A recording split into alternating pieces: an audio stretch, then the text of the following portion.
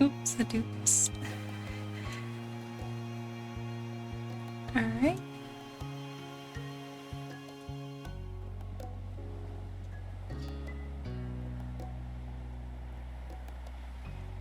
Load.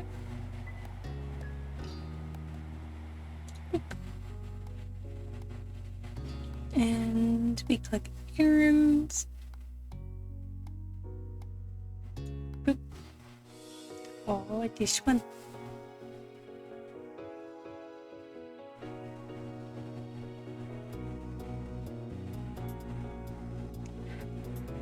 From the moment you woke up, you knew that today was going to be busier than usual. There was a list of errands that needed to be finished before the day was done. First up was visiting one of the biggest markets in the area. It was the only one open 2 weekends a month during a certain part of the year. It was rare for you and your family to be able to attend, so your mom's likely liked to make it the most out of every minute of it. And you realize it's not just them feeling that way when you heard a whistle from your left side. Well, this is a swanky show. Vegetables have never seemed so highbrow. Seriously? Did it! Yay! I'm glad that it did. That has been something. Well, we are out in public and we are doing errands at a farmer's market.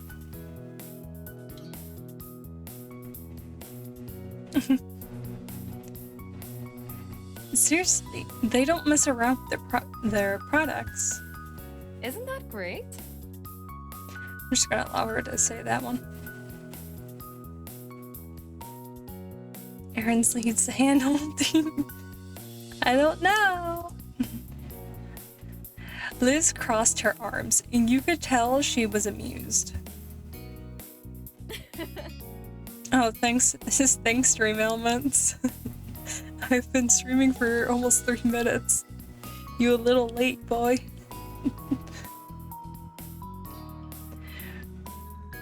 We couldn't have picked a more perfect trip. It's been too long since we had a true family outing. You have? It might be because of my internet. Who knows?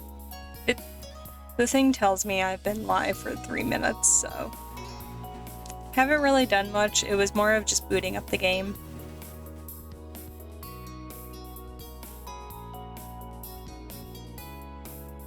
Yeah, I kind of figured. Usually, Stream Elements is pretty on it when I start. So I'm guessing it was just a bit slow getting up. It's been a while, so I don't blame him. Since we had a true family outing.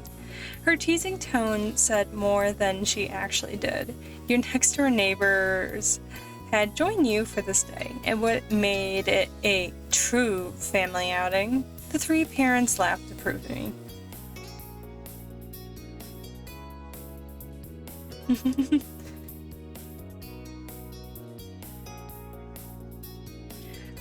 Well, I don't blame it. I was kind of waiting for you to at least pop in because I was watching anime and I wanted to finish it. I would have streamed a little bit earlier. I messed up my sleep schedule because I got the booster shot, so it knocked my ass out. I'm plugging in my computer right now. This is what's happening. And now I'm turning on my power switch.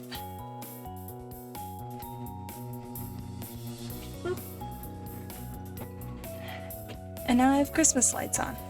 Yay! Those are not going off. I'm keeping my Christmas decorations up.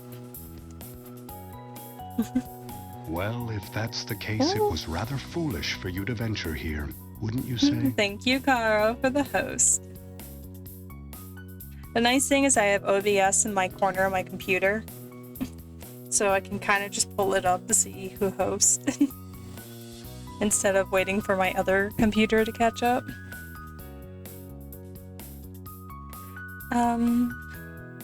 Out of the corner of your eye, you caught Cove looking at you, We're going to skip the word. I know how it's said, I just can't say it. Some things have never changed. Some jokes never die. You long accepted that. Ooh. Because I clicked off of it. You were excited to check things out. You thought this trip might be fun. You shrugged, you felt indifferent, you felt uncomfortable, you were in a bad mood. This trip was a waste of your time. Oof. Kara, when I first played this just reminded me of when we went to the farmer's market the one time. It was so much fun. Excited. There were so many stalls, and you couldn't even imagine what hidden gems you might find among them. Yeah. Bubbling with anticipation, you smiled. That was before COVID, too. Oh.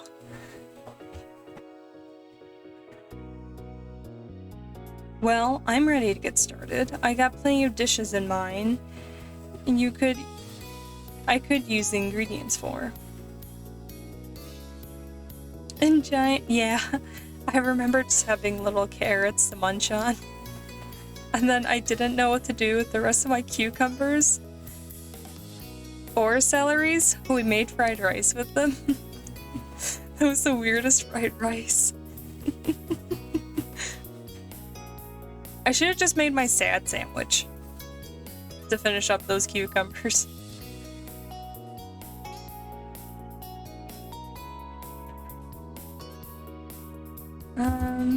Before your moms respond to that, they glanced at each other and smiled.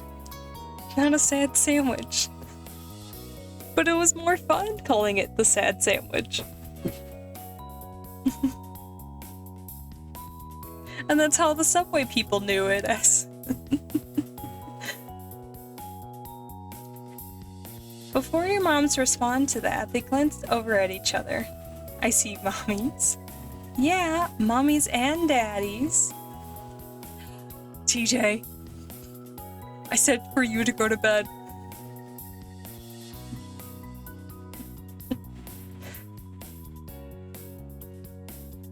Go to bed. We're supposed to hang out in a few hours.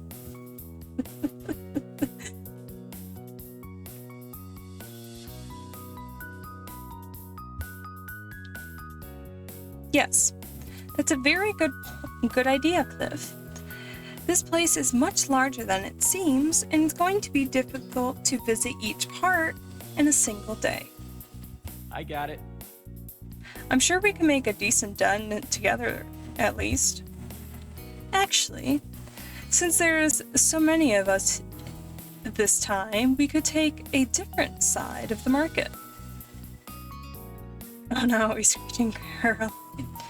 Yep, Daddy Caro was the first.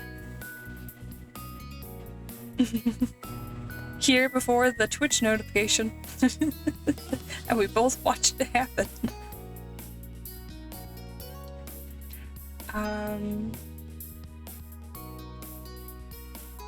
Sounds good. Divide and conquer, eh? That sounds brilliant. Everyone watched your moms, surprised. No one had considered that an option. I'm always on Daddy too. But your moms flashed a dazzling smile. Continuing with the thought. Though, it's a little unfair for the 4 Layton family members and the only 2 Holtons here, so I'll go with you boys to even out the odds. Okay. That's fine with me. Cliff scratched the back of his head, slowly met Ko's stare, and they both seemed unconvinced, but weren't sure about what to say. Have a good stream. Hello, Virgo. Good morning. It's a very early morning for me. Okay. We had to make sure. How is Wolfie today? I am feeling actually better. I don't have a fever anymore, and I have not been sleeping as much. And now I've messed up my sleep schedule, so here we are. Menace! Hello, Menace. How are you guys? How is everyone? It's been a while. Aww. I need to stop playing with my hands. It is. Nice to see you too. I see A true gentleman leaves no puzzle unsolved. Menace! Thank you for the follow. Welcome to the Shadow Realm. You're not stuck here? Enjoy. Cliff scratched Well, if that's the case, it was rather foolish for you to venture here, wouldn't you say? Thank you, Flamingo, for the host. I scream into the to the voice until it happens. Well, we are getting closer. Only 8 more. Cliff scratched the back of his neck and slowly met Ko's stare. They seemed— oh, I already read that. They weren't sure what to say. Don't worry, we'll only be apart for a few hours and then we'll have something to talk about at the end. Hi, Vincent. How are you? Kara's always screaming. Father and son ultimately nodded, and there was an argument they were going to win.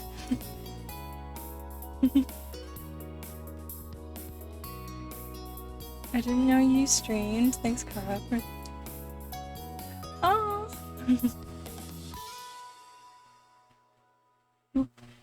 I'm the loudest mod. Yes, you are. The other one's usually asleep.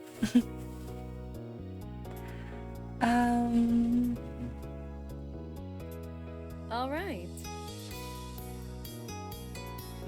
When is that peak? Alright, I don't get the point. But I also don't mind spending the first part of the trip with Sophia and Ma. Ma clapped her hands together at that. Wonderful. Are the teams ready to go? Hey, I didn't agree to this. Yeah, let's go. Can I be the one that goes with the Holdens instead? Or you stay silent?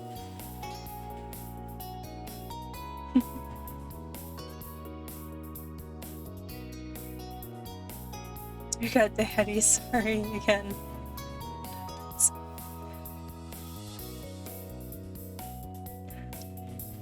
I want to go with him. You looked at your mom and mom.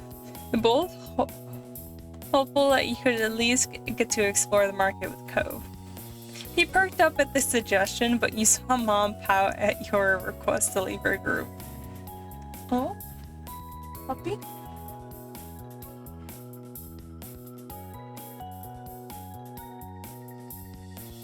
I'm hearing the dog tag, so it might be oatmeal. Sorry. Sorry, no can do this time, kiddo. God damn it. Daddy, Kaharu, they're not allowing me to go with my boy. Seeing that neither parent was budging, you slumped your shoulders.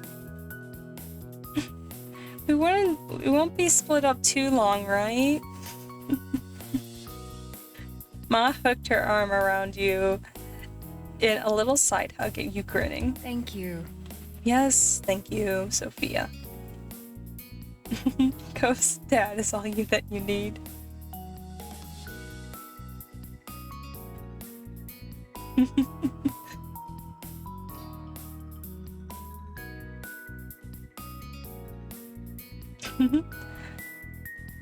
Taking the lead, Mom walked over to Cove and Cliff, who were eyeing her confusedly. Let's go. Come on, boys, we're heading out. Sure. Okay. Cove looked at you softly and found himself pulling forward, stopping in front of you. His expression flickered for a moment, hesitant. Bye. Bye. Cove lightly took one of your hands in his, gave it a small squeeze, and he dipped his face forward and wanted to kiss it for farewell.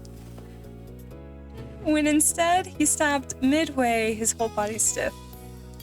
He jerked his gaze back to your mom, and you realized that she had grabbed the hem of his shirt and giving it a soft tug before letting it go. No, no, no. Dang it, Mom! Stop being a third wheel! Time's a wasting, Cove, and I've known you long enough to be aware that you are one to linger. And if I don't stop you now, you will only drag your feet and parting ways more. The two of you can snuggle and make out as much as you want later. We have important shopping to do now. Mom! You're embarrassing me! Cove gasped at that when he felt that he was truly obscene things. It was a truly obscene thing to say. Take out there.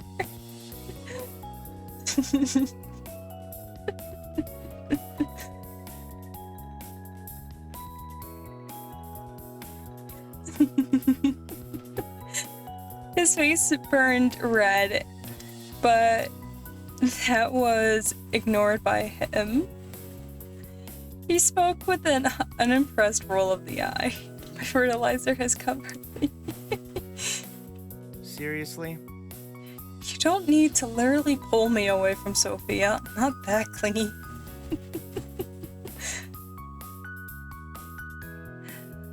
Mom snickered, and with a shake of her head, Cove's eyebrows raised over the reaction and turned to Ma.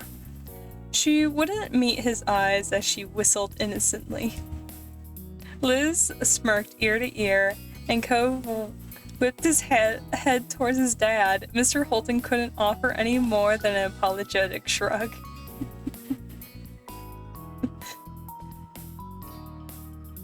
Oh, Caro took on the role of being my dad for this and wants to turn my boyfriend into fertilizer. And it's kind of been her running joke since he was, what, 8?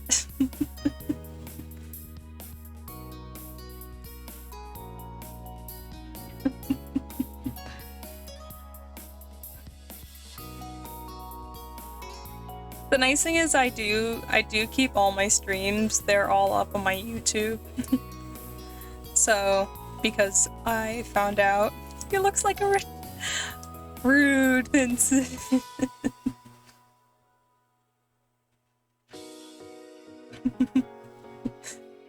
A joke, am I right? Oh my gosh.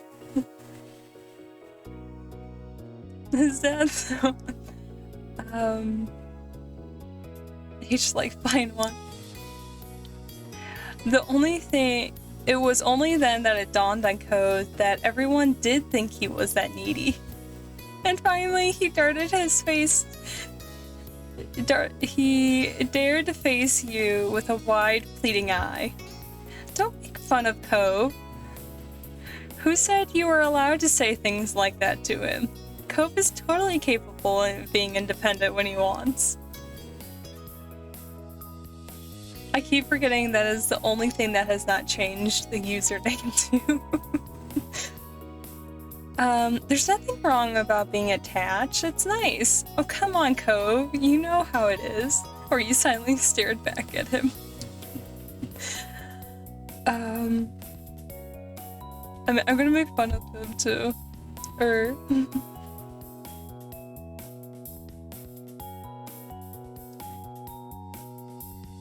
And you meant it. You very much enjoyed Cove's company, his affectionate nature, but wasn't exactly a denial that he had been accused of, and Mom's smile grew. Wait a second, that link.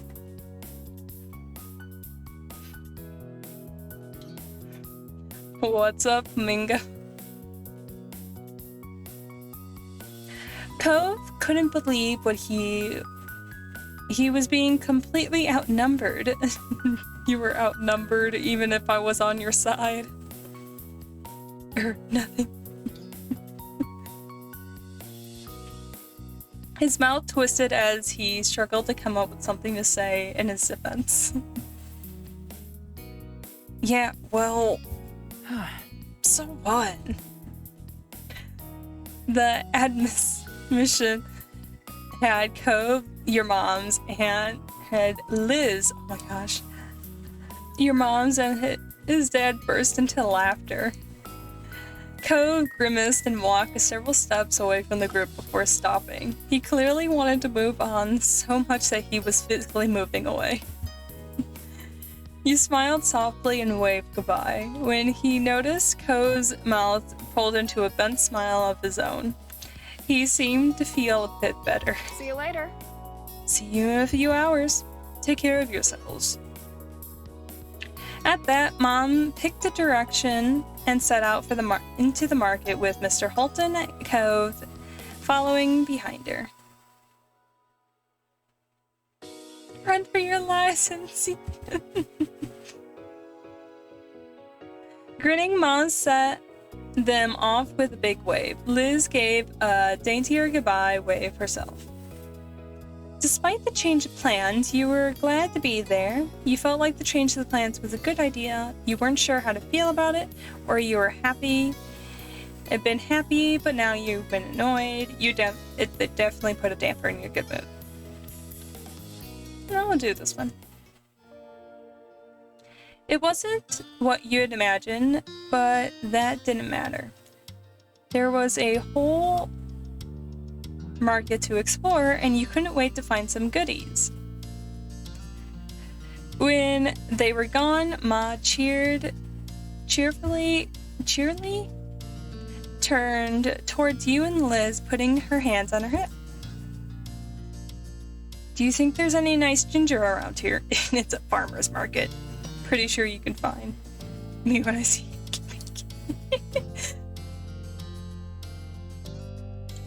I don't know. Maybe we'll get to that.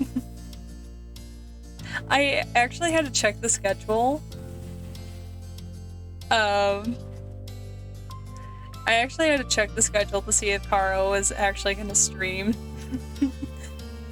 Because I was like, oh, maybe I could raid her. She doesn't stream. No, I believe that's tomorrow.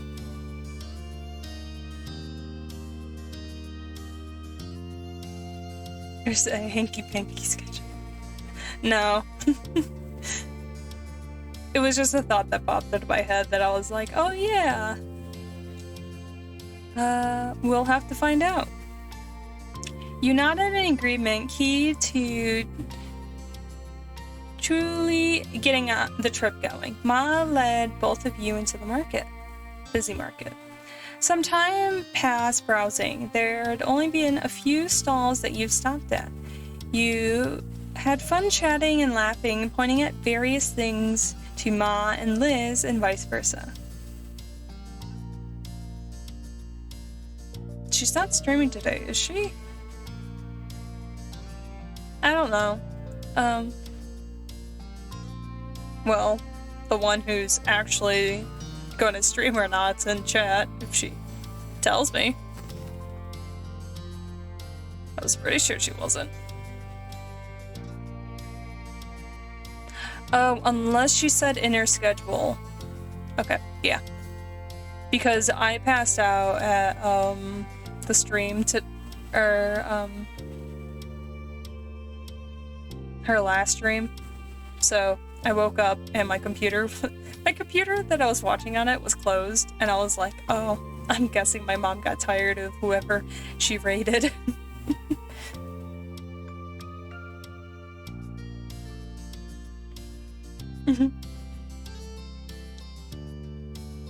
Oop. At one point, Ma stopped suddenly. She put a hand on her belly and gave a half-hearted smile.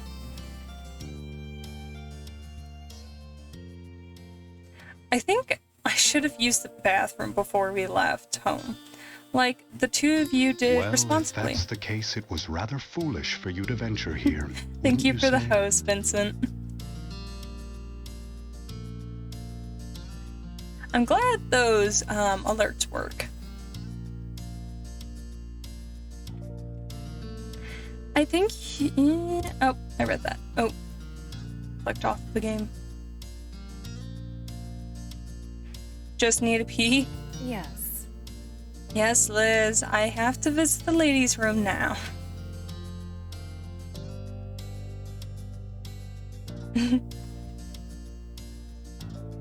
Well, I think, what has it been? I can't tell if it's been 12 or 19 days since the last time someone, or the last time I streamed.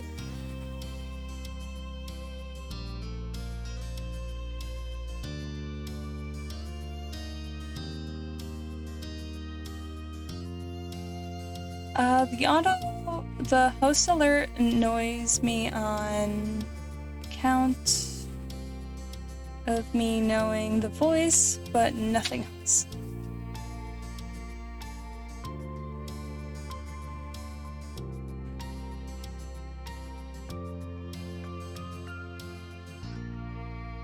I'm gonna stop trying to figure out. For some reason, my brain's not processing. Should we wait here? Or should Liz and I go with you? Should we all go with you?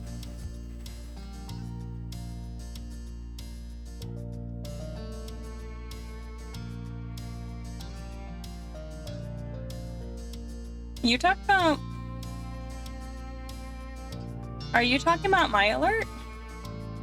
My alert's from Professor Layden, the Bickable box. It is the character Anton. The clip's from a different thing. I just thought that just fit more for that emote, for that alert. Because all of my alerts are Professor Layden.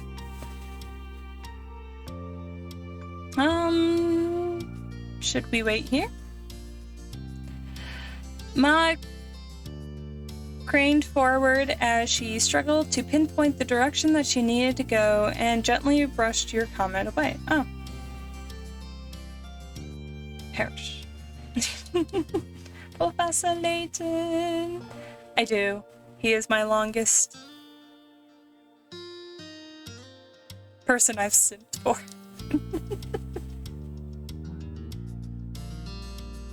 One that I still simp to this day.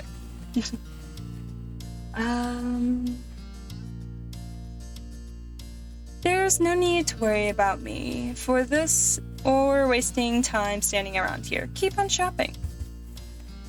Though, actually, I might need to find my way. Could you please come, Lizzie? You and your sister had shared a look over that. Why do that of all things? Hey. Ma, if anyone should go anywhere on their own, shouldn't it be you? You're the one who needing a detour, and you're the parent here. Ma giggled, unfazed by the resistance. Liz, meanwhile, tipped the brow of her hat up, watching Ma skeptically.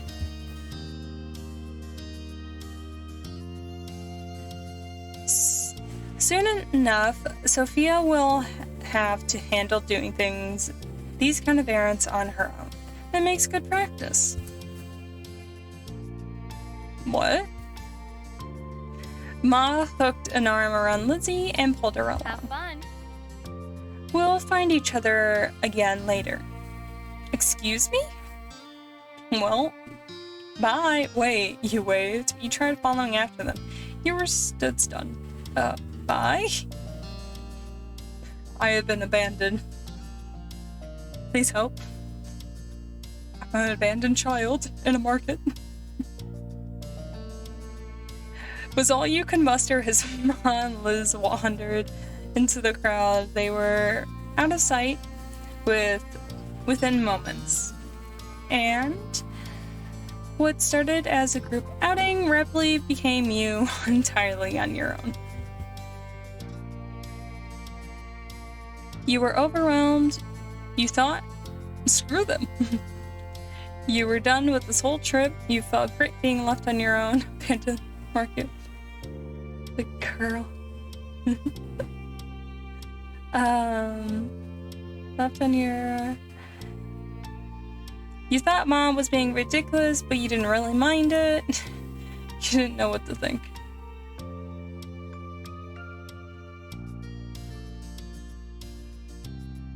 Sure. You weren't sure what alternative motives Ma had for pulling this, but that was far down your priority list at the moment. You were starting to feel happy at the idea of doing things on your own pace. You walked off on your own, you found a place to sit, or you text Cove to meet up. Wander off my own. We're going shopping. Resigned to your fate, you picked up where you left off, browsing the stall. One hooked your attention. Guys, it's Fudge.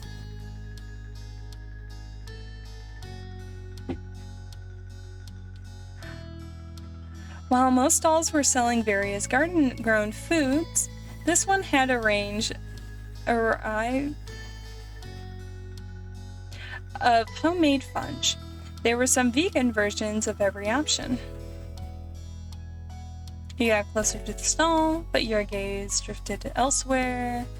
Listening, no, give me the fudge. Excuse me.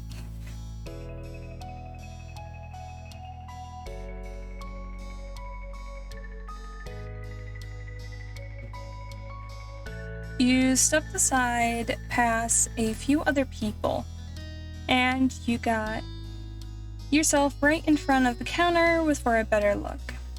There was a wide spread, dozens and dozens of delicately cut squares of delicacies.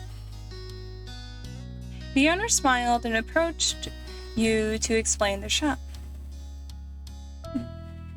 The fudge is sold in boxes of 4 pieces.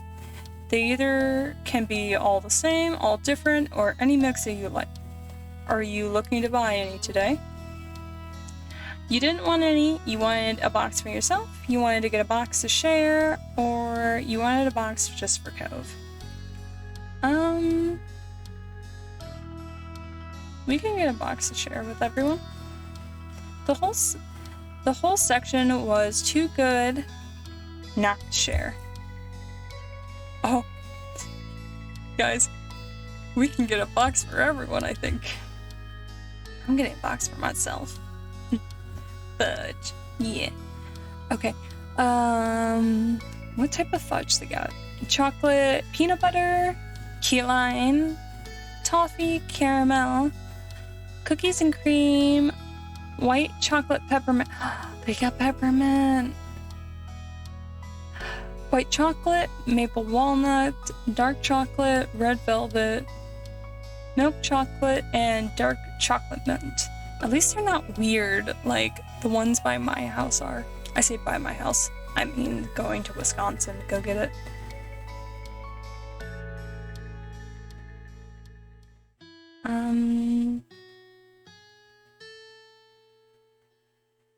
Abandoned. It does sound like an isekai manga name. Or some horrible romance comedy. That's so true. Dark chocolate mint. Yes, I love mint chocolate. Kara likes mint though. Do you like mint chocolate too? I would assume so.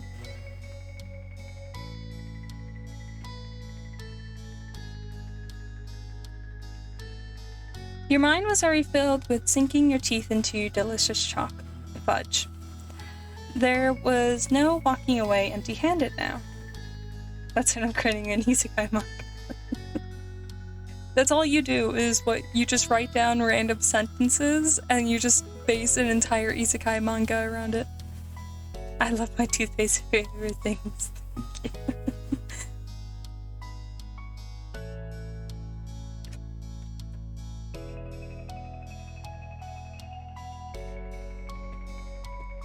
Oh.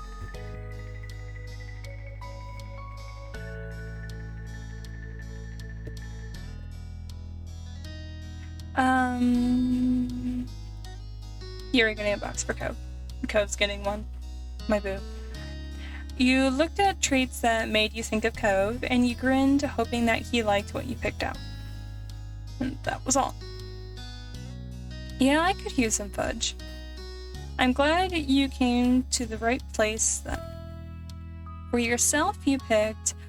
Ooh, definitely white chocolate peppermint. Dark chocolate mint.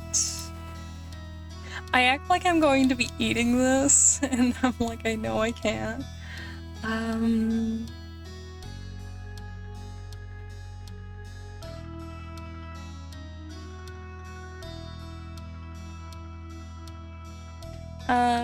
Dark chocolate's always good. I'm kind of torn between maple walnut or milk chocolate. Milk chocolate. You can tell, like, I like chocolate. For the group, you picked maple walnut, chocolate peanut butter,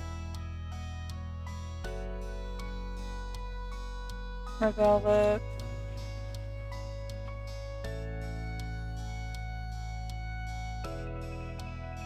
I'll give him a normal flavor. And Cove. Cove gets key lime. Because his hair is green. So was this one. This one's green. Ooh,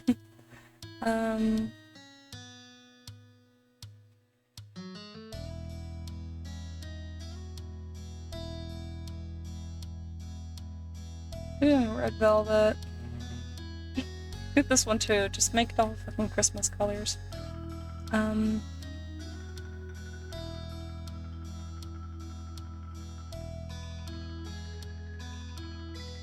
Rude. I don't think it is as bad. They do make like these peppermint barks at Ghirardelli's that have it in white chocolate with a chocolate underneath it. I actually ate them two of them earlier. I tend to look like anything peppermint, which is why I have like over 100 candy canes. They were on sale.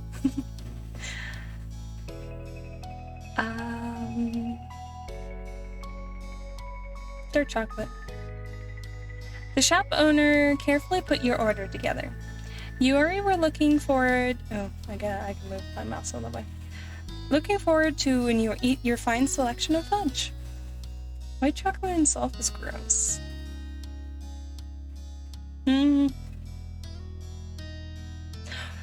White chocolate hot chocolate is gross. I had to find that one out the fucking hard way. Like, they made it into a powder, and I was, like, really curious. But it was just disgusting. And I think my mom just threw it out because I wasn't drinking it.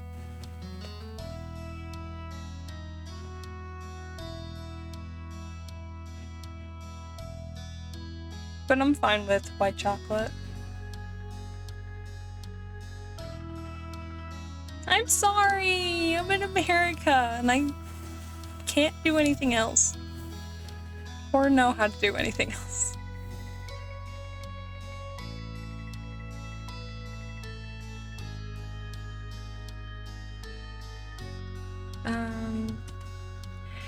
You couldn't help but try to imagine how Cove might react when you present this to him.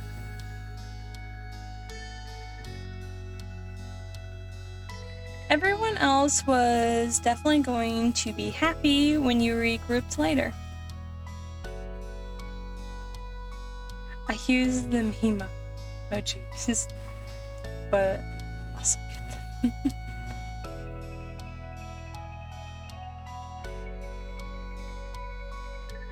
You paid, and there was no stopping the large grin that was going all across your face.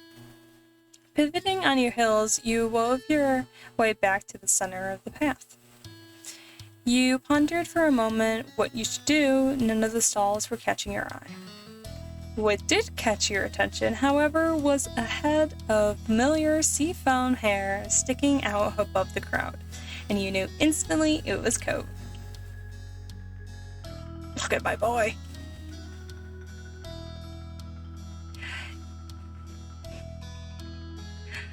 He hadn't noticed you yet, but he was walking in your direction. He held a couple of bags tightly in his hands. Strangely, you didn't spot your mom or his dad anywhere.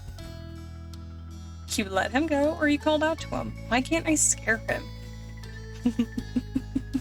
I did that to one of my friends when I was in the city. I found her walking up a hill, and I ran over, and I threw my hands over her, and she's like, I almost fucking pepper sprayed you, you bitch. And I was like, haha, do it. Which is completely fair, but I don't know how my friends put up with me scaring them in the city.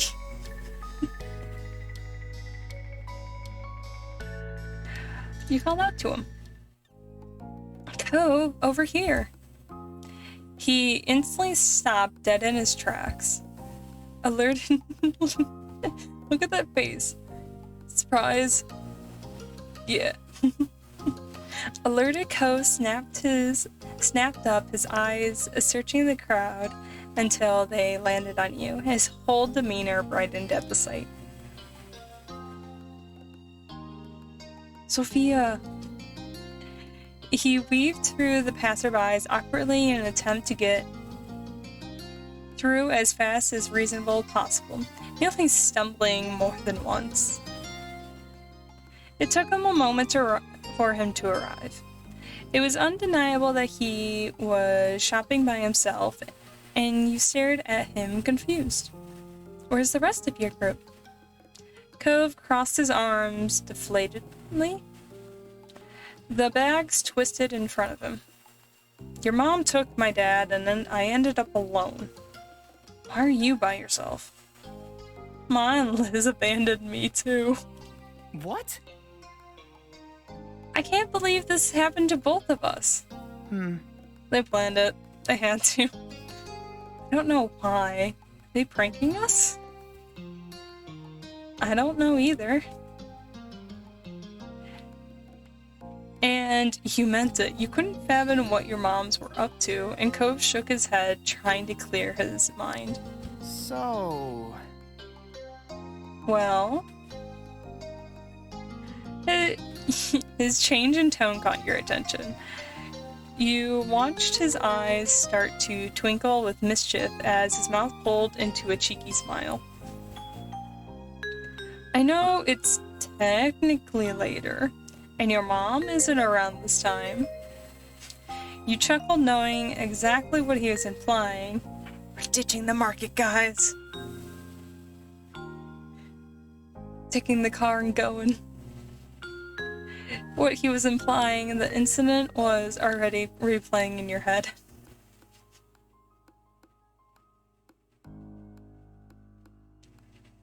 You hugged him, you kissed him, bashfully you nodded, flustered, and you told him, not right now, or I don't really feel like it right now. Yes, I'm bitch. You stepped closer, placing a hand on his upper arm, and Cove beamed and leaned in. It was quick, too quick. But you could feel him smile through it when you both did part. Cove chuckled affectionately. I'm glad it's later. Me too. Don't tell Daddy Caro.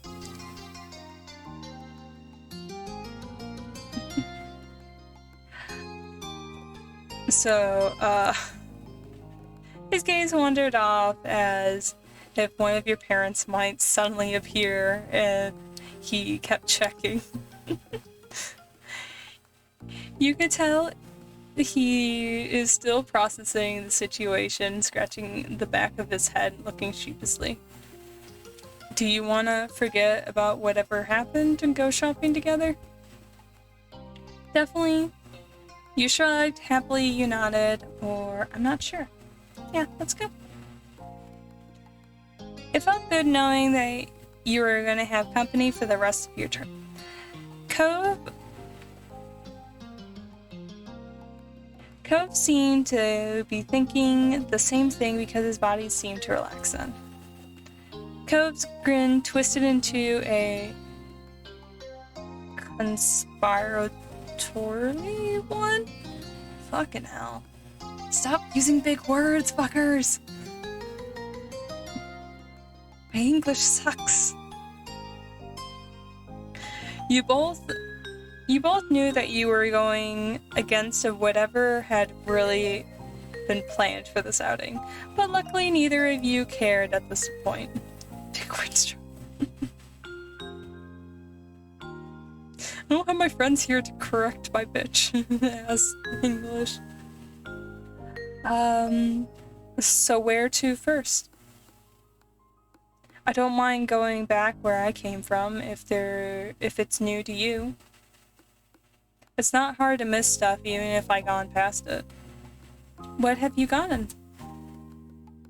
Cove shuffled his bags around and he started pulling them open so you could peek inside each one. You recognized an array of things that he picked up around the market. I mostly got... I almost said tropical. Typical things I can use easily so far. Nothing super exciting. And, well, I picked up a few things that I figure you might want to have too. There were a few cucumbers, some lemons, potatoes, among other things that were wrapped up so you couldn't discern what they were.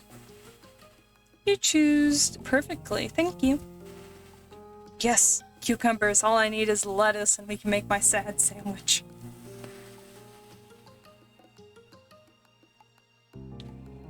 What Cove bought made sense, and what was far from a complete selection.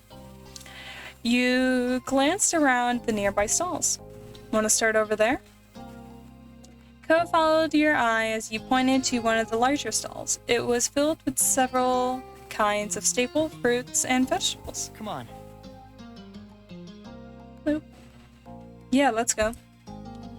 Once a few people finished paying and moved, you and Cove got yourselves directly in front of the shop. There were many things to pick from. Alright, bitches. Lettuce. Apples, oranges, peaches, strawberries, onions, peppers, lettuce, cucumbers, carrots, lemons, lime, spinach, potatoes, and you didn't get anything. We're gonna go with everything that I eat just normally. Apples, oranges, strawberries for smoothies, lettuce, cucumbers, carrots.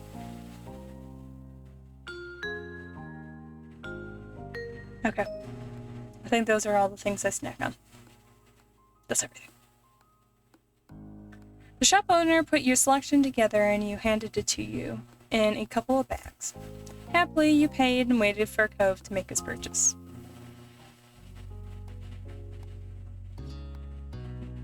Ready to go? He grinned, satisfied with his new choice, and added another bag to his small but growing collection. You nodded. Oh wait, before we start moving on and everything, wanna hold hands? So, Caro, you got it right. You held a hand out to him, or shyly you lifted your hand out for him to take. Hanky panky. No, the hand holding. I know. You took his arm instead. You offered him your arm, or you shook your head no. Hand holding the worst. Oh no. At that, Cove smiled, and it reached his eyes, and it gently accepted the gesture and laced his fingers with yours. I want my dogs walking. You're right, germs. Well, what? And then Hanky Panky wouldn't have germs? Wouldn't you be swapping more germs? Cove squeezed your hand back. With a renewed eagerness, your boyfriend nodded his head in the direction that you've been going towards. Germs and babies. Alright. Okay, now let's go. Together, you and Cove wandered the market on, looking out for any stalls that caught your attention. Caro of all things. Germs. I know. She's the one who has like an opening for her where her eye's supposed to be. Cove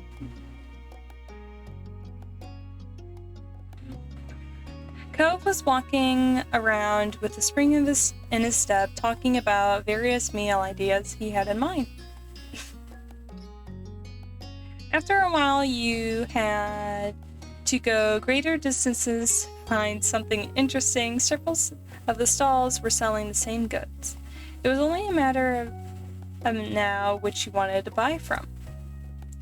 You continued amply down the path until Cove suddenly stopped, literally pulling you away from your thoughts. Cove.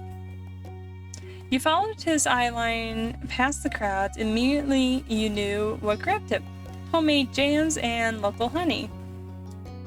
See, Kara, this is where the market was kind of coming back into my head again. Is when Trash got that honey, and when we stopped at the honey stall.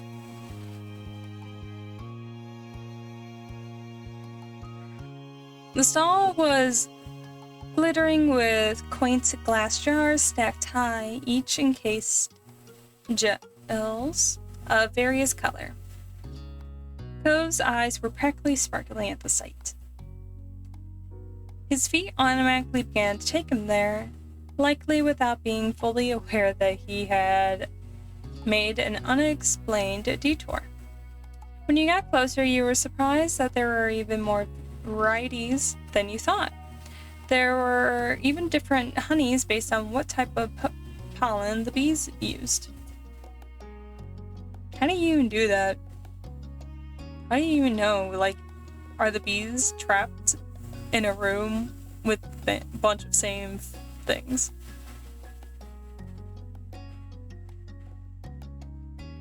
I should probably just look that up.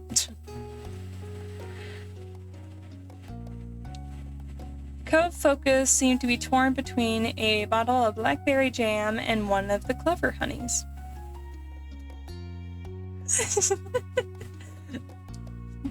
You want some honey? You asked eagerly. You want some honey? You said as you teased him. I wonder what on earth could you possibly want at the stall? I will now focus more streamers. Now focus more streamers upon. Okay. Finished unintentionally harassing specimens with how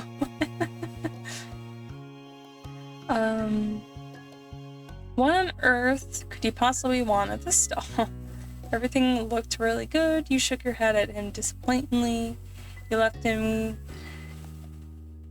with his dilemma. Imagine being a specimen. It's gonna be flamingo.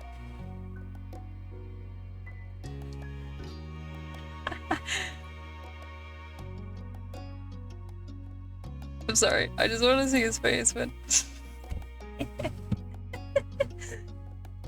don't know which one I want to do. Teasing him or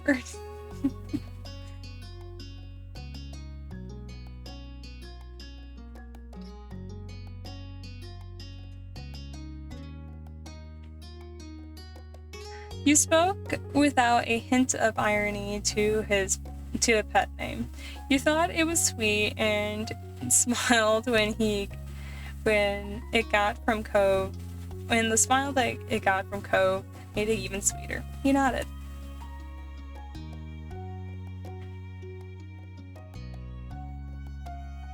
Shit, no, I want to tease him. Get back here. Dumbfounded, Cove nodded in response. His face was burning red. You grinned, way too pleased with your own joke.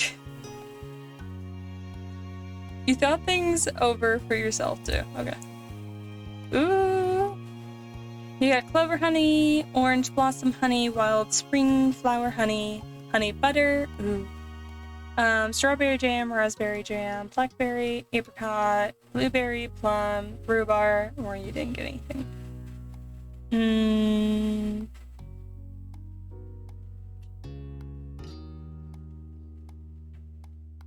I don't know.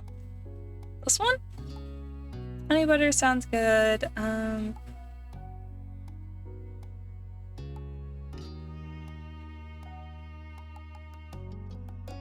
To be honest, I've only had grape jelly.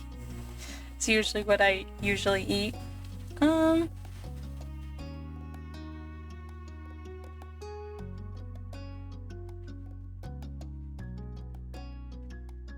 Strawberry.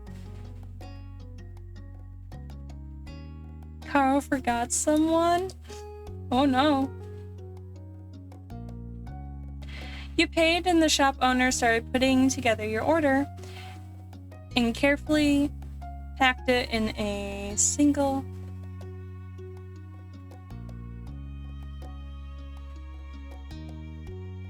paper. Thank you very much. Did Cove get the thing? Okay. Amused, you watch Cove give in and buy both the clover honey and the blueberry jam. My brother finally left for work so he could stop staring at me reading all this shit. He went all in getting spring-flowered honey and plum jam too. The shop owner thoughtfully wrapped with each paper bag to protect them before putting them away in a bag, and handed the purchase over to Cove. Thank you.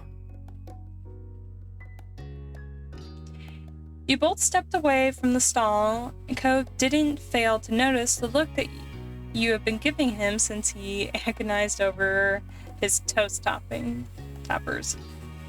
Hey, this doesn't go bad for a long time, so why not stock up? I could have chosen one if I wanted to. Alright, Cove. It'll be nice to enjoy snacking on it for a while. What makes these jars?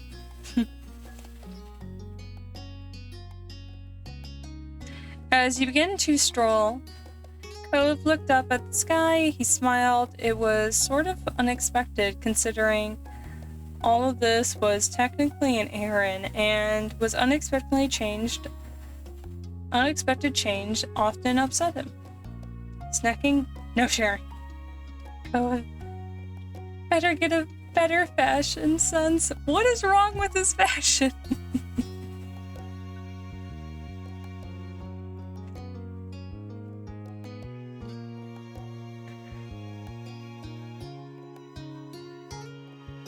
But he was happy, and Cove liked to do things like doing this kind of thing, normal things. And you could tell that Cove especially enjoyed doing these kind of things with you. Who tucks in the shirt and the pants like that?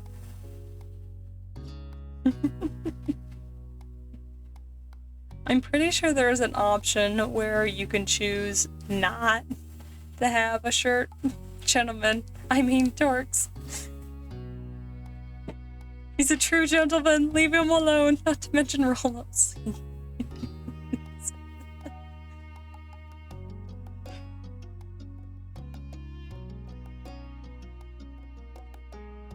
You blushed thinking about how comfortable this was doing this with Cove felt. You felt the same way as him, or you feel down about how the trip turned out. Cove's pleased attitude annoyed you. And a belt. Maybe his pants are too big. Why you... Bumbingo.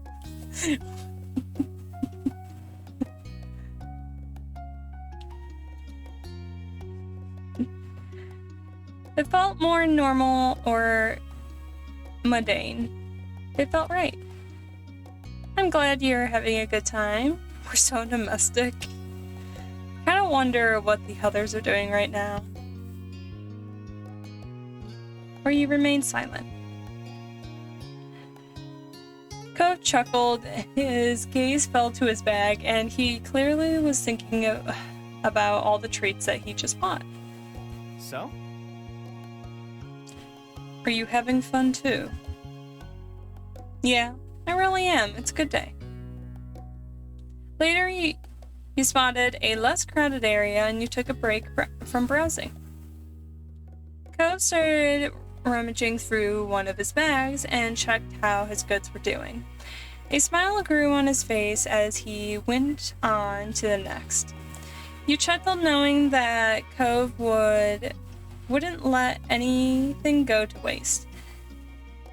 There wasn't a single doubt that he was going to eat it all. You held a hand in front of your face as you squinted upward. The sun had moved quite a bit, and you've been in the market for a good while now. Neither your feet nor your arms were sore right now, and Cove looked to be doing fine. But there was something that could be coming. There was a price to pay for this much shopping, and it wasn't always in money.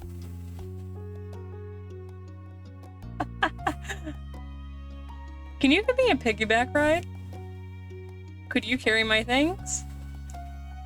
Want me to carry your bags, or want a piggyback ride? He would fucking crush me. I could not carry anyone on my back. You quietly enjoyed the break from walking. No piggyback ride, and I'm fucking doing it.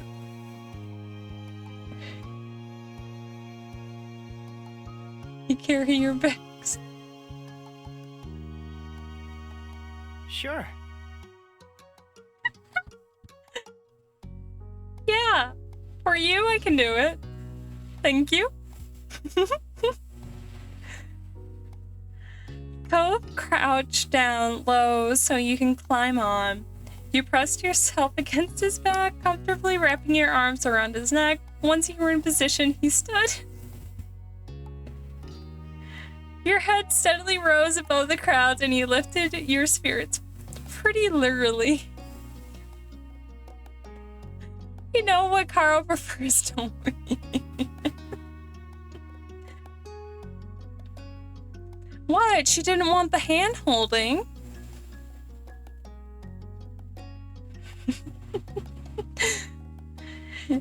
Your head. Oh, I read that. Cove huffed and let out a breathy laugh. Are you okay? Yeah, I just realized this means I'm the one carrying all the bags.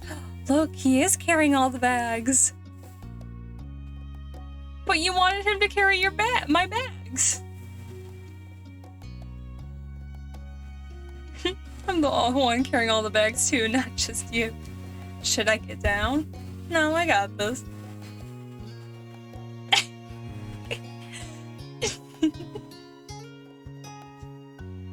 Cove stood a few test steps and then, oh, hi, Motka. I know I'm getting better at hearing you when you're not scaring the little shit out of me.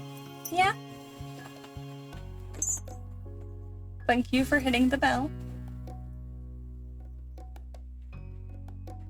And then stopped. Grin, he was pleased with himself.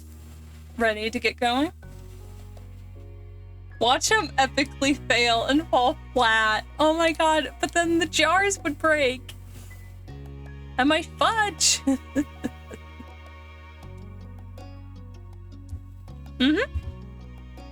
Keep an eye out for any good deals while you're up there. You got the best view around.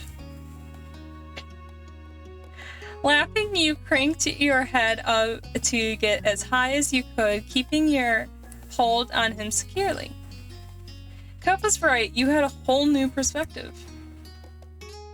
I'm on it. With that, you and Cove continued to trip through the market together. Ma and Ma had both texted you during the trip, though only to say that they hoped that you found some good stuff and they would see you later. There were no answers on where they went or why. You and Cove continued to wind your way through the bustling markets, and list of outstanding items steadily shrinked while the bags grew heavier. What fudge, Wolfie? It's just jars. What do you mean it's just jars? I bought fudge earlier.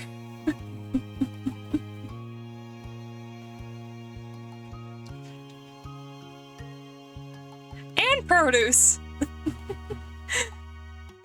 As you had an unrivaled view of the market thanks to Cove's height, locating produce that your heart desired had been easy. Carrying every single item or single thing purchased as well as another person made it hard for Cove to check his own phone, so he made do without. What the fudge? Oh! Oh no! Oh! I'm becoming a streamer! Shit!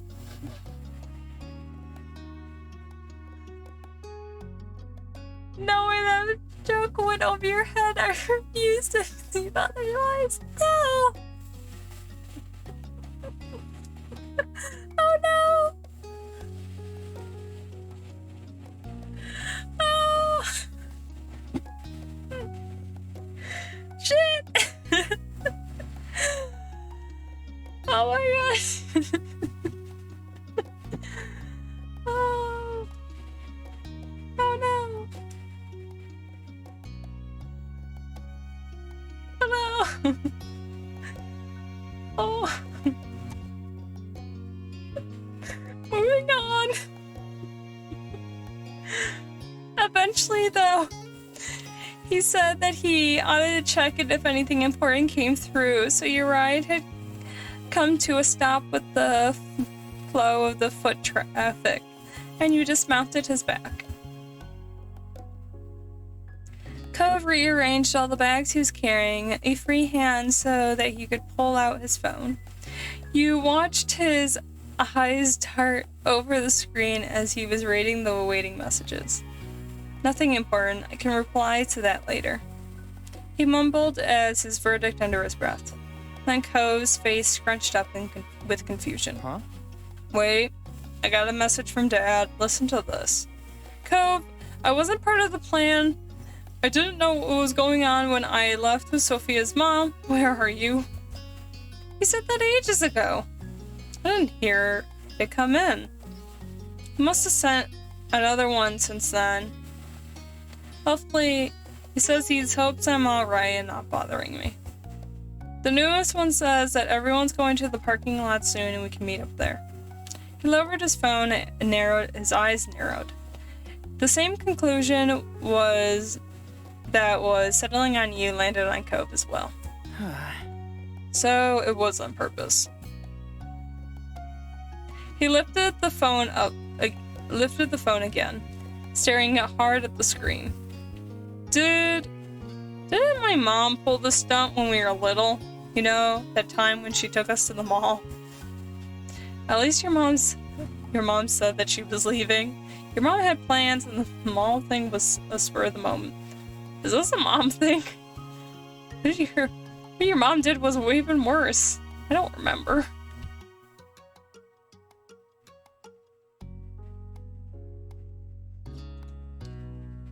Yeah, that's true.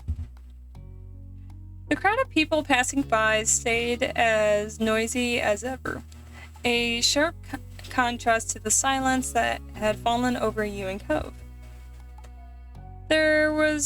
He was rubbing the screen of his phone with a shirt, wiping away dust and debris. He continued to scrub the phone long after everything had remained.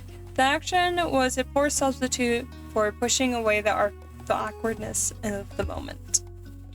You felt alright about it. The whole mess was so upsetting to you. You were furious. You didn't care what your moms did. You were struggling to comprehend this. The shock was too fresh to even know how you felt. Eh. There was no malice behind the plot, and you were sure that your moms must have had their reason for doing this, and you hadn't harmed you in any way. Okay, fine. How are they going to explain this? They really can be weird, huh? You shrugged, or you laughed out, or you let an exhale of a tired sigh. Okay. Are you okay? No, I'm fine. His voice was gentle. Yeah, really. That's good. Abandoning us without warning wasn't really a cool idea, even if they meant well, which they probably did.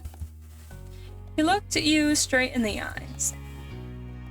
Not making a big deal out of this is nice. I'm not exactly thrilled, personally, so if you do want to complain to me, you can. I can't.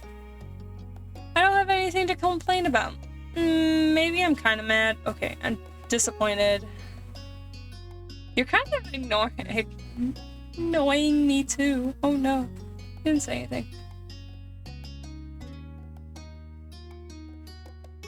I don't have anything to complain about. I'm fine. Really. Nothing? Ever? That's usually what people say to me. I don't know. His mouth hung open and he laughed. Called him annoying. Oh, damn it.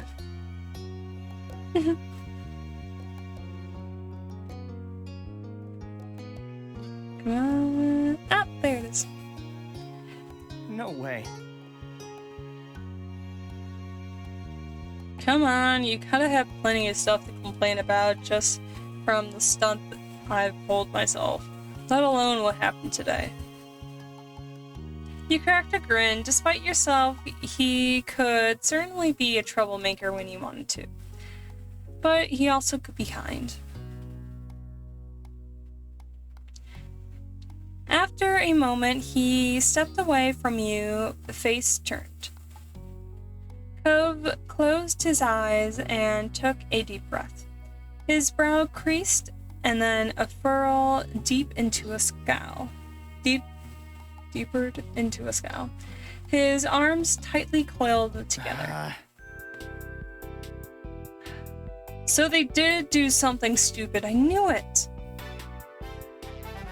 His voice had taken on an exaggerated quality. But what truly distinguished it from Co's typical speaking tone was the abundance of rage.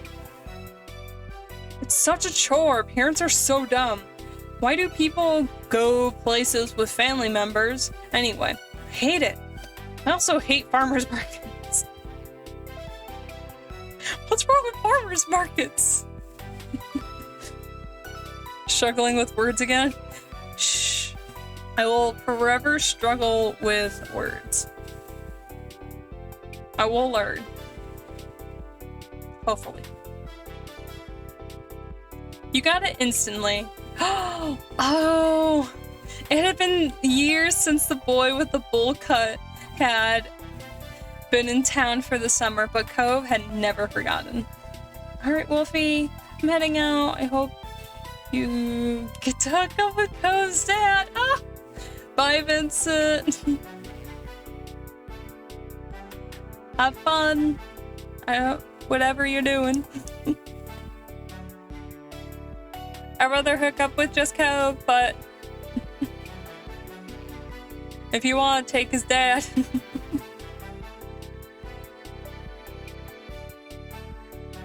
To this day, he continues to unleash his impression whenever the moment felt right.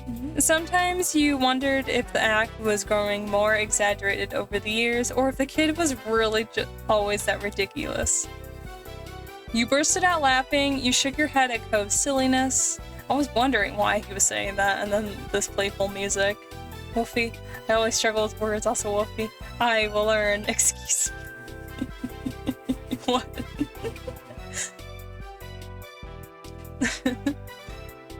Yeah, no.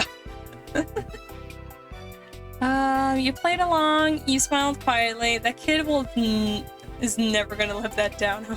He's quietly sighed. Played along.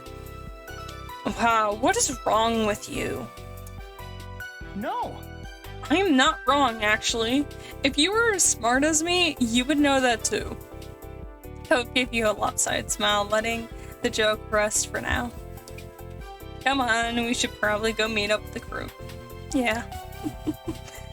You didn't dally any longer, slipping back into a market, making your way towards the entrance of the farmer's market. It didn't take long to reach the parking lot. Your parents, Mr. Holton and Liz, were already waiting there. They waved at the both of you as you approached. Your own family seemed to be in pretty good mood, in contrast to Mr. Holton. He stared at Cove with open concern as you got in closer. Hey bud. Hey Sophia, how you doing? We're doing better if we hadn't been abandoned in a farmer's market by our families. You saw your mom's frown at his response. Ma glanced from Cove to Mom with blinking eyes. Just because Sophia is really laid back doesn't mean you can just leave her out of your plans and expect her to go along with it every time. Ma hung her head, ashamed, and Ma had a hand pressed to her cheek. You could tell that they quickly regretted their scheme. I am so sorry. Her words were filled with emotion, and Ma squeezed Mom's arm. We were trying to make an errand more of a trip than less than a chore. Ma nodded. We didn't think you, Cove, and Liz wanted to be stuck trotting along with around a market with your parents all day. Especially not in the summer. But you always are very thoughtful, and we didn't want to leave your moms behind, so we did ourselves. But it was only going to be for the market, not the other stops, I promise. You're right.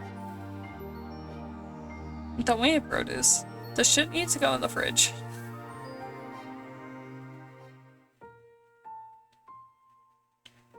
What sauce are we making? You're right. We could have just told you and let you make your own call. I'm really sorry. Neither of us meant to upset you. I'm really sorry. All gas, no brakes. We should have known better. Sorry. Ma ditched me too after she pulled her urgent potty break stunt. If that helps, I went off on my own shopping. As seems they planned. Sorry, I didn't check back in on you, and I wasn't thinking. I was just trying to blow it off. He quietly took in their stories of what happened over to the side, and Cove was talking to his dad. Thanks for telling me something was up. Though I feel bad for missing the warning that you had when you sent it. You're welcome. No trouble, sport. I learned my lesson to make sure about making surprise plans. Cove smiled at his dad. Mr. Holton clapped Cove on the back. Not bad. Wow. We've really been outplayed today. I keep thinking back to our trip to the farmer's market, Kara. And then you somehow got me free hot chocolate with your good luck. And I didn't realize that it was literally just liquid chocolate.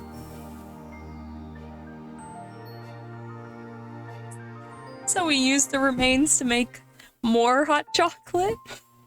And then we just had the milk flip over the top of it, and then you were curious, and then you ate it.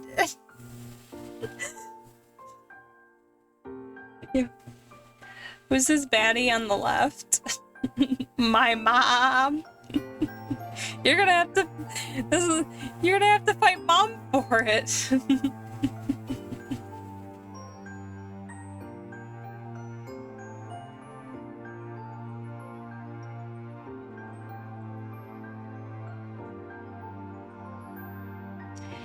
You realize you hadn't been the only onlookers to the Holton's moment. Your moms were exchange rueful looks. Liz had her arms crossed over her chest, patiently waiting it all unfold. Yes, it looks like it.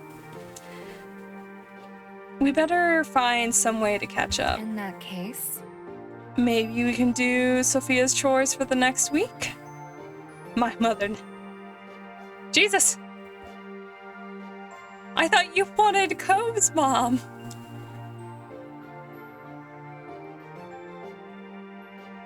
Mom jabbed Ma on the shoulder.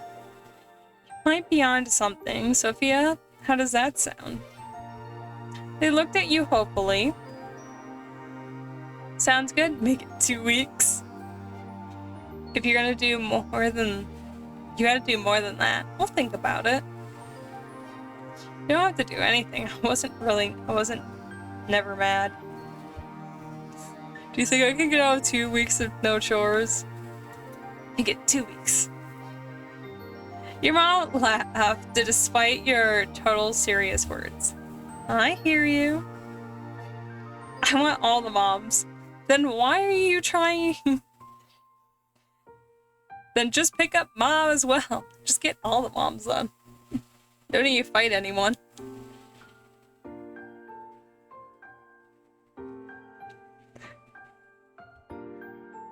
At the very least, we can make sure everyone stays together for the rest of the stops we're making today. You nodded the suggestion. Yes.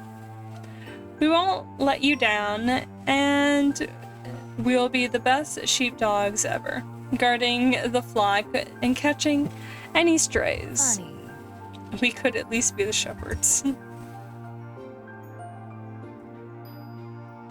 You chuckled. Your mood had lifted in spite of the bumpy morning. It was going to be alright. You turned to the entrance of the farmer market with one final glance and pressed it into your memory under the new light. You thought on what you picked up at the market and how you were going to enjoy it later. Something you can only get at local suppliers like this. That was another perk about coming along to the market today. Actually, you realized this would be a good time to bring out the fudge you got to share, while everyone was clustered together. Hey, wait, before you go, I got something for everyone. The announcement grabbed everyone's interest, and they look over to you with each with curious about what you had in store. You dug your hand into the bag and pulled out a special selected treat. I saw this amazing fudge doll and I got a box for us to share. Ooh. Aww. So sweet of you. The Holtons were wearing matching grins at the prospect of free dessert, and their family resembled more notable as they mirrored each other's expression. Sweet is the right word for this. Thank you very much. Yeah. Thank you. You're fantastic. Can't wait to bust it open. We should save it for tonight. You can't properly enjoy a tree when there's still chores to be done. And besides, we don't want to make a mess of it melting in this heat. The others murmured their agreement, nodding and reaching a consensus, and you stowed the box away safely for now. Cove then slid up next to you, an eager smile on his face, and you could tell from his expression he was up to something. Thanks again for getting Fudge. That was really cool of you. You knew that he hadn't come over just to thank you individually, not with that huge smirk. I got something to share too, but, well, only really with you, and I guess I'm not as nice, oh well. You're cooking up a scheme of your own? He laughed. Anyway, I sort of picked something out with you in mind. You held your hand to your chest, staring at Cove as he explained further. I mean... Since your mom decided we should shop separately, I figured I could use the time to get you something, just as a little surprise. He reached into a sad sandwich, his bag, and retrieved one of the wrapped up objects, and you accepted the unexpected present. And there goes my stomach as I know I'm hungry. I don't have lettuce in the house. I can't get my sad sandwich. He reached into one of his bags and retrieved the wrapped up objects, and you accepted the unexpected present, and he looked on excitedly as you tore off the paper. It was a glass bottle of vanilla cream drink. Ooh. You didn't need to taste it to know that it would be nice. It was a unique quality product? What? Present? Yeah, he got me a present. And I got him Fudge. It was heavy in your hand, the container and a smart metal cap reaffirmed the quality, even the label constructed from coarse paper then rather than a flimsy sheet of plastic. It was distinct. Did you just say a sad sandwich? Yeah. I've been mentioning the sad sandwich for a while.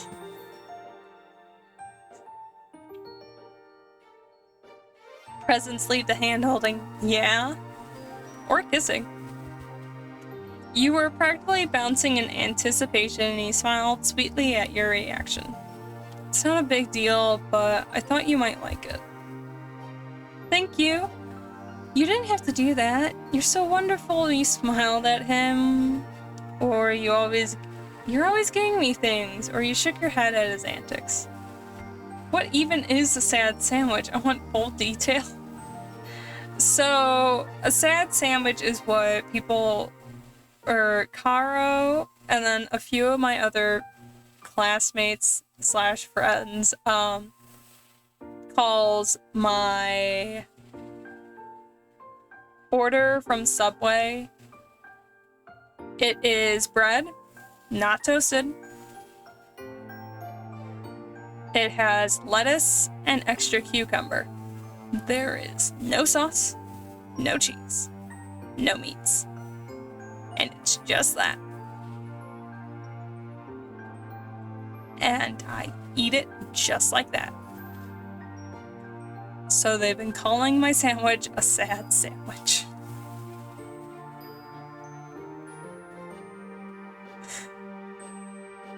And that is my order at Subway.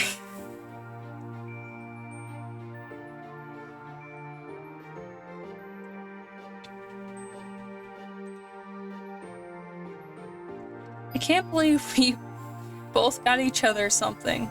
You weren't the only one who had an idea. Actually, we're a real pair. You grinned and ready to unleash your surprise on him.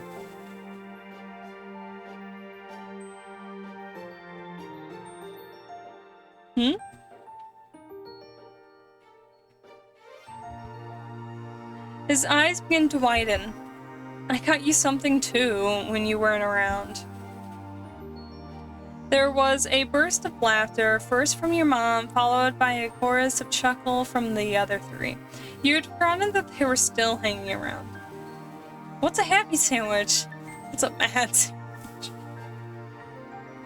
I think a happy sandwich would be like the perfect sandwich. A mad sandwich would be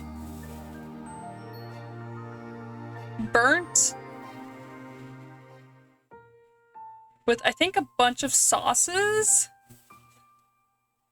or like spicy stuff on it with burnt bread. I think a happy sandwich would be like perfect combination of the ingredients, like perfect toasted, perfect amount of shit. I think that would be a happy sandwich. Or whatever you like. I don't know. You had me at burnt.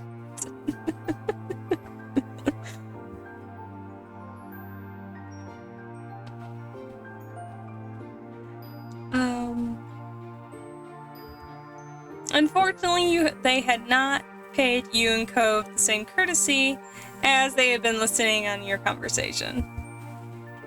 You weren't even apart for the whole day. And you're both still used to that use that as a chance to get each other little gifts. Ma clasped her hands together, eyes bright. Good job. It's so lovely. A day. It was less than a whole morning. Right? True. I don't even want to think about what happens when you spend real time apart. That's my boy. You reach into your bag where you first retrieved a box of fudge for everyone, shuffling it aside and taking out the one underneath it. Oh, Carl's screeching again. I can just imagine her just screeching, like, in the background. Now, if I was good at editing shit, when I post this on YouTube, I would have edited her smally screeching in the background. But I'm not, so it's not gonna change.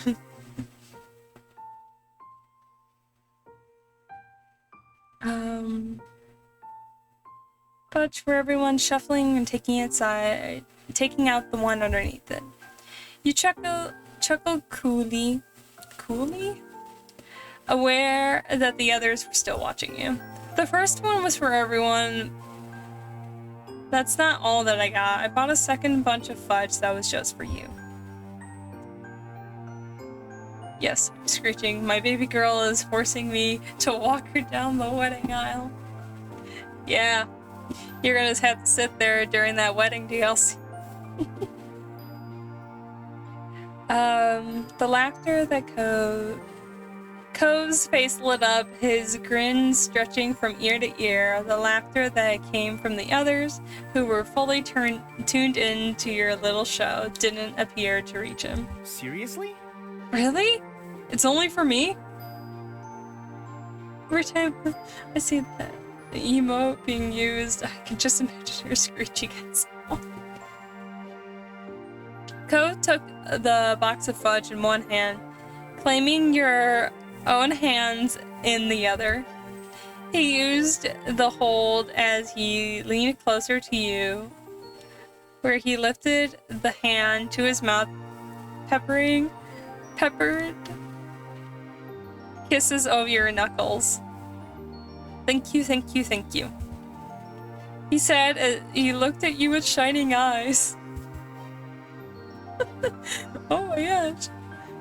At this rate, you wouldn't just be your little group that knew that you've been treating him. The whole parking lot would have learned something about it. Behind Cove, you could see Mom watching the both of you with a smile of hilarity.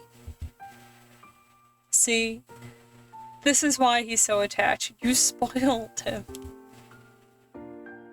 We shouldn't make fun, Pam. It's clearly mutual.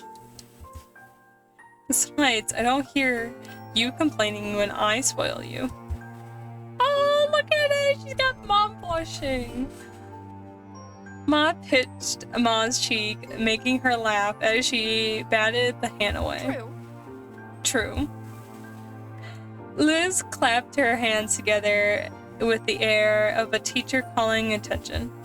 Since the other adults aren't acting like grown-ups, the rest of us are going to have to start picking up the slack. It's time to get back on schedule. and continue the rest of the errands. Playtime is officially over. Ma laughed while Mr. Holden grinned awkwardly. Ma hung her head in with exaggerated mock of defeat. Kids are tough. I can't even call them kids anymore. Liz tutted? Tut. I believe that's what that is. With amusement at her mother. Cove struggled to staying a neutral observer, but small smile on his face revealed that he enjoyed the conclusion. You laughed and glad that everyone was getting along. That's right, we're all grown-ups now. With that, your trip to the farmer's market was closed, and it was time to move on. There were too many of you for one car, so you and Cove wounded up in Mr. Holton's car on the way over. You figured it made sense to do the same for the next leg of the journey. You sat next to Cove in the back. Immediately after the click of the seatbelt had locked announced that Cove was safely strapped in, he began to unfold the box of fudge that he had been given. You're gonna eat it now? Uh-huh. He nodded eagerly, taking his eyes from the container. He lifted the top off, longingly admiring the selection inside. Isn't dark chocolate fudge a real classic? It's gonna be good. Minty fudge is perfect for the end of snacking. It's so refreshing. Is this green fudge lime? Yeah, key lime. That's amazing because it's fudge, but it's also fruity somehow. Red fudge. You gotta be red velvet flavor. You're right. Knew it. Delicious. I love red fudge. Red velvet. Once Cove had finished bestowing praise upon what you picked, he promptly started sampling the selection. He was smiling, licking his lips, having a grand old time. You could tell the way he nibbling was turning into munching. The whole box was going to survive the trip to the next stop. Minty fudge after oh my gosh. Oh, my itchy nose.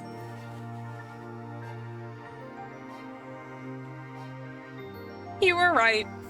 Cove had tried to savor the treat, claiming just one more, until there was only one left. The statement had finally forced to be true. He finished the last one. He sighed contentedly. Thank you. Those were really great. You're welcome. Now, we don't tell him about our box of fudge because I'm pretty sure he'll eat it too.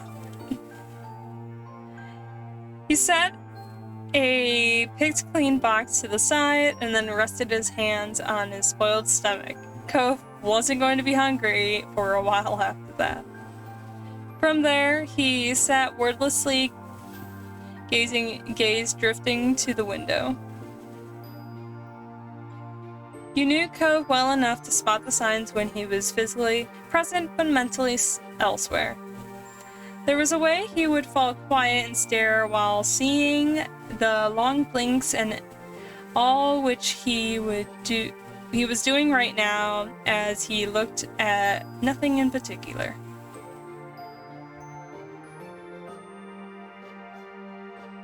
Kayla would mention when I would start spacing off into the nothing, as when we were eating together. It would always get pointed out. I was just like, oh my gosh, stop. It's like, let me look into the void. He licked his fingers absent-mindedly, getting the last of the melted fudge off his hand. You were pleased that he enjoyed it so much. Oh my gosh.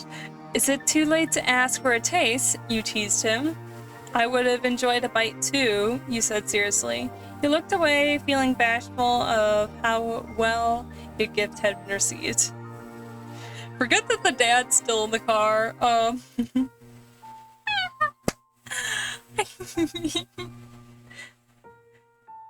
Cove straightened up at the sound of your voice. His pose stiffened, and he turned away, his hand smacking over his mouth instead. You were miles away for a second. What were you thinking about? Well, I was just thinking about how nice you are. How nice I am? Yeah. His face grew redder as his hands clenched around the top of his knees as he stared at him, hoping for an explanation, but Cove simply ducked his head. When he spoke next, his voice was barely more than a whisper. Lucky to be with you. Aww. That's so sweet. I feel lucky too.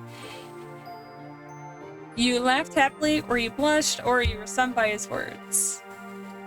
Kara looked away quickly. He peeked at you from the corner of his eyes, a little too shy to look at you directly, and you smiled at him affectionately. Electing?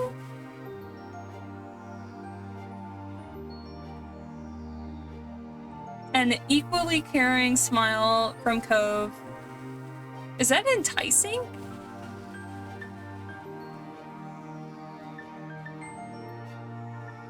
What the fuck is that word? From Cove in return. You felt content, securing in your relationship with Cove. You decided to enjoy your drink now, or you wanted to save it for later. You get in there, Cove. I'm doing it now, then. You twist the cap off and brought it to your mouth. Even before the first sip reaches your lips, the scent tickles your nostril. You took a swig, and it was refreshing and perfect way to hit the spot after a long morning trailing through the market. Cove, stop stalling. This is great. Wow, I said that in his voice. This is great. Thanks, Cove. He grinned at you, pleased that with his pick was well received. You're welcome. You spent the rest of the day completing the remaining errands all together as a group. You had enjoyed your brief independence. You were glad that it closed the day with everyone. Yeah. It might have not come about under ideal circumstances, but you had provided you with an opportunity to spend time making your own choices, and you felt you had risen to the challenge.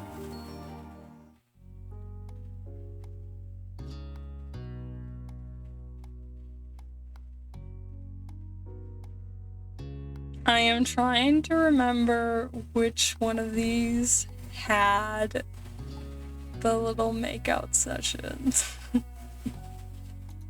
We're all gonna be surprised when it does happen. After lunch, you ran into Baxter. Oh, here we go.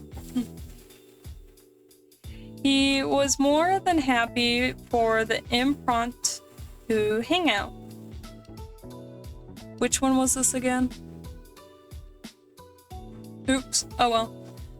He was more than hang out in your neighborhood. He idly spoke about the first time he bought a shirt online. Apparently the website hadn't been in English, so he made do with automatic online translating. His unique fashion sense was elected. in more ways than one. Finding out how he filled his wardrobe answered some of your questions about his look. He smiled in a fond remembrance. I measured myself multiple times to make sure I could order the correct size. It wasn't as if I was able to ship it back if there were problems. But to make a long story short, it arrived in one piece multiple months later. At that point, I wasn't going to complain, but the physical object in my hand. He gestured to the arm for emphasis. As he did, Baxter glanced at his wrist and watch that wasn't there.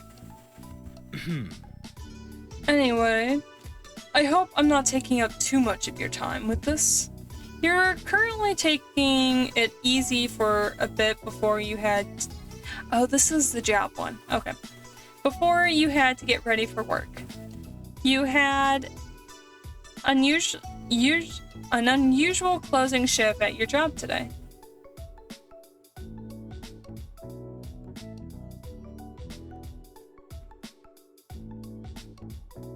Wolfie, can I go outside with Baxter for 5 minutes? I just want to talk.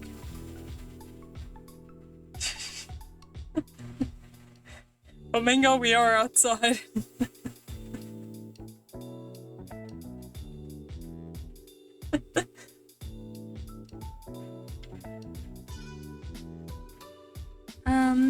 Actually, I do have to get going soon. I have a closing shift at work. Normally, I don't close, but I don't know if someone's out or what, but it is what it is. It is what it is. Cub is already working. He's at the old library as an assistant. I think he found a good option for himself, especially how limited jobs are in this town. Oh, he's at the library. He can usually take later shifts, so his mornings are free. So the both of us are pretty much booked for this evening once I get to work.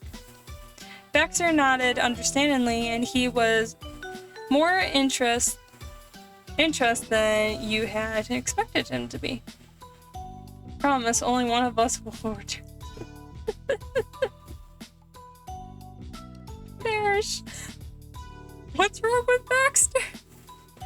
Is he getting off some energy that I really am not seeing? Or does he just seem like a complete douche?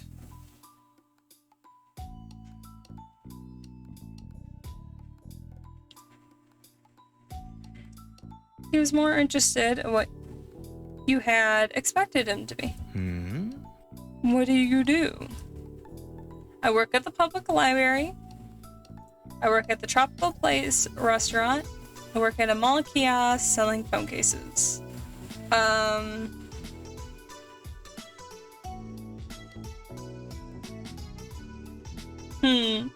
Should I do the public library? Because I think I should, because last time I said I worked at the Tropical Place. I just want to punch him. Okay. You just have a punchable face? I'm gonna say this. He grinned as if you had said you had an exciting career as a movie star. Interesting. It's so sweet that the two of you work together. Absolutely adorable, really. You're sus as hell.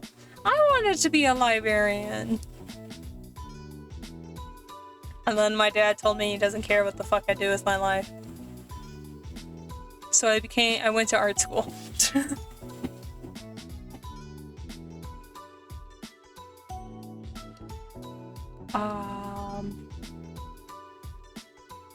Well.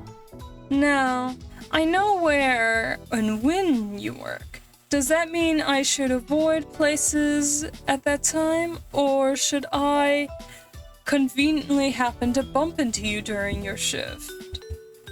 You chuckled at his directness. He really could be straightforward at times. I wouldn't mind seeing you there.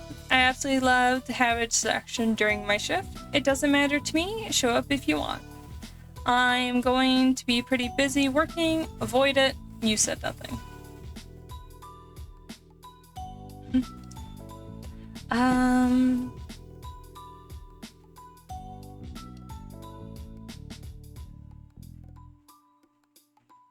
Show up. I wouldn't mind seeing you there. I'm making friends, people. You doubt he would make himself a bother, and it could be fun. He tilted his head in excitement, because I know for damn sure that his DLC is not out, so can't be on his route. He tilted his head in excitement, and the excitement in his eyes. Then, I might have another stop to make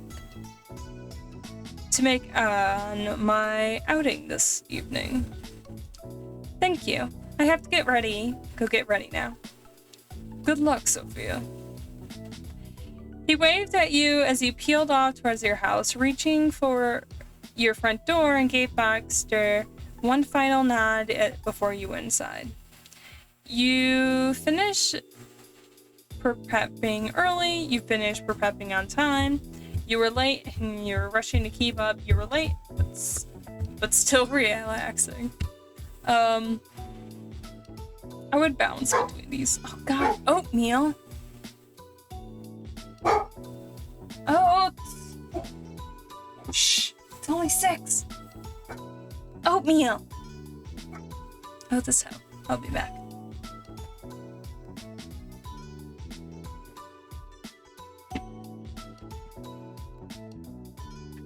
Oatmeal!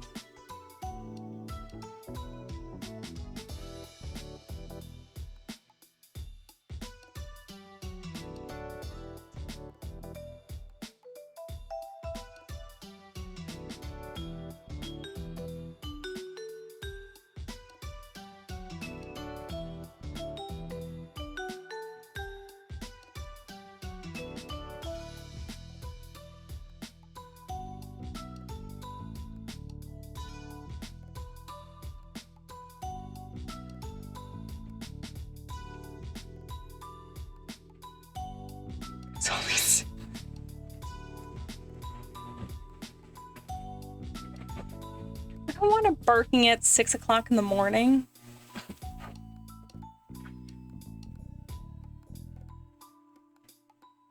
Okay, I was making sure that it's... Well, she barks like kind of throughout the day because the other dogs in the neighborhood will bark. In the morning? Yeah.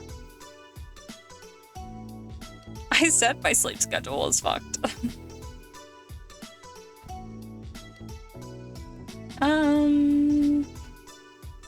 I finished early. It didn't take you long to change into your uniform, and you made sure your hair was clean and professional looking self a thumbs up in the mirror. Go to bed.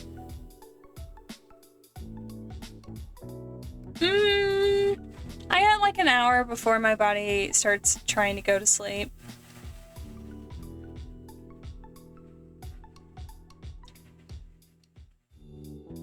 You casually went back outside ready and you felt satisfied at the time. If things went to plan, you would be at work on time with time to spare, just as you liked. You drove to work or you walked to work. Fucking walk. You choose to walk rather than take the family car. It wasn't a long journey and you got yourself to work. How long we going? You arrived at the building and went in at a leisure pace. Nothing seemed out of the ordinary that day. So imagine being in mornings the past. What do you mean? Oh, is it already the next day for you?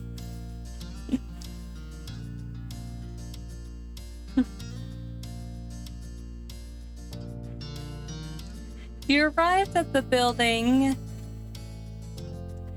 The leisure place, nothing seemed out of ordinary that day. Cove spotted you immediately. He was in the middle of a task of stacking books to taking a stack of books to the front desk. He smiled warmly at you, setting the pile down. There were mostly children's science books about birds. Hi, Cove. You need any help with those?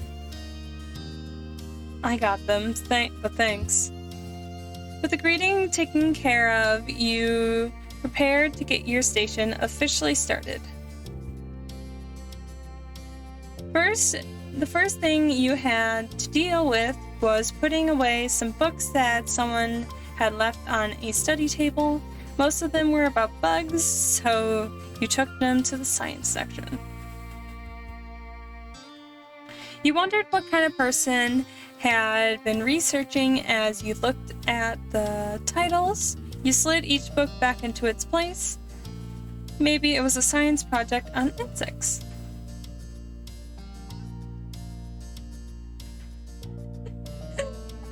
Flamingo.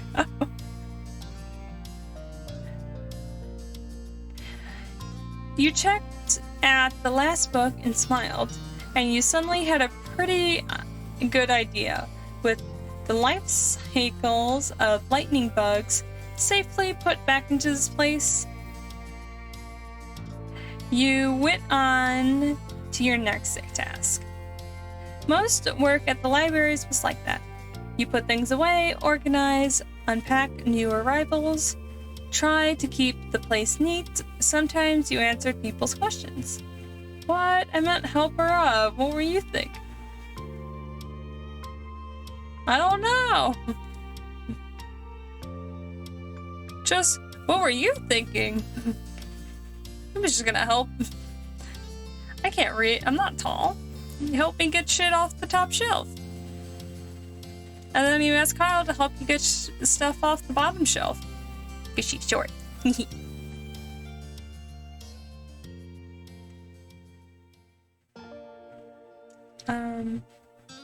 Trying to keep a place neat. Yep. You did whatever you were told, really. You're really happy with your job. You didn't think your job was bad. Wait, who's short? Caro is.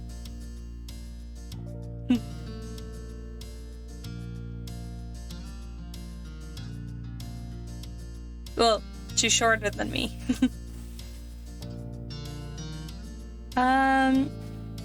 You were only working there because you couldn't find something better. You barely stand working there.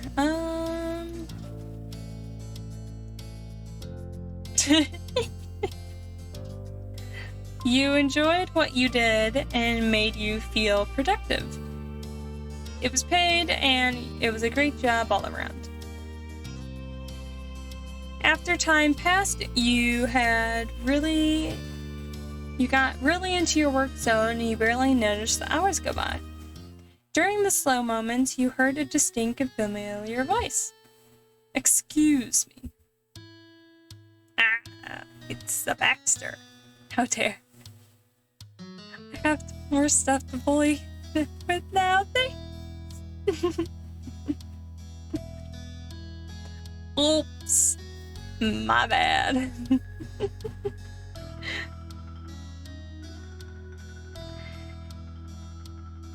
You turned your head and saw Baxter sauntering towards you. He really did turn up just to visit. Is Cove gonna get jealous? Must watch. Hey Baxter, welcome to my job. He grinned and tilted his head. Is this a good time? Yeah, I'm not too busy right now. Excellent. You saw his eyes search the place, clearly never been before. Both of you were standing in the science sci-fi fiction section.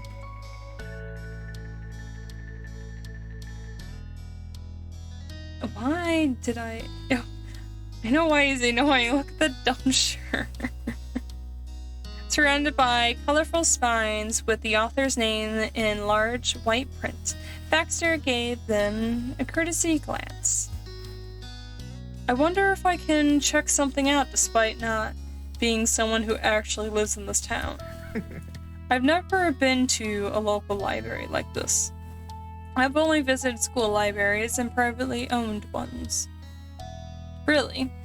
I'm flattered that you're seeing me was worth breaking your no public library streak.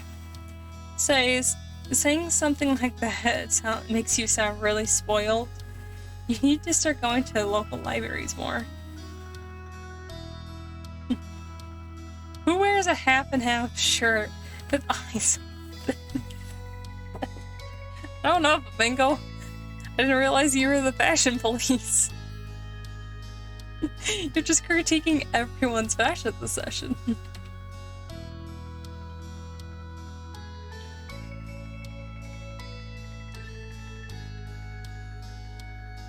Of course, it was well worth it.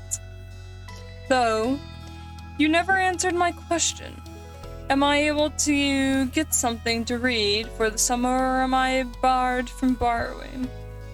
You can, as long as you get a library card and return the book before you move back.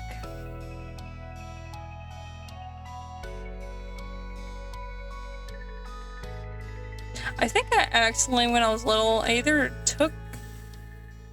think I took a book home for summer break and forgot to return it. I did the next year, but it was still like, oops. But Saturday was spring break. Sometimes I forget. I'm the fashion police. Arrest Baxter. I said you were the police. You can at least arrest him. You can't sentence him.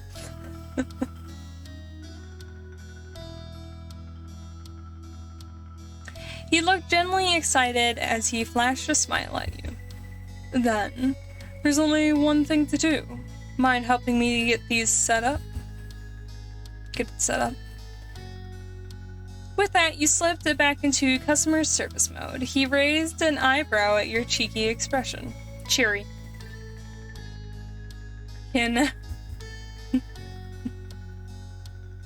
Parrish. That won't be a problem at all, sir. Shit. Not bad. Baxter, please get out of my fucking ear.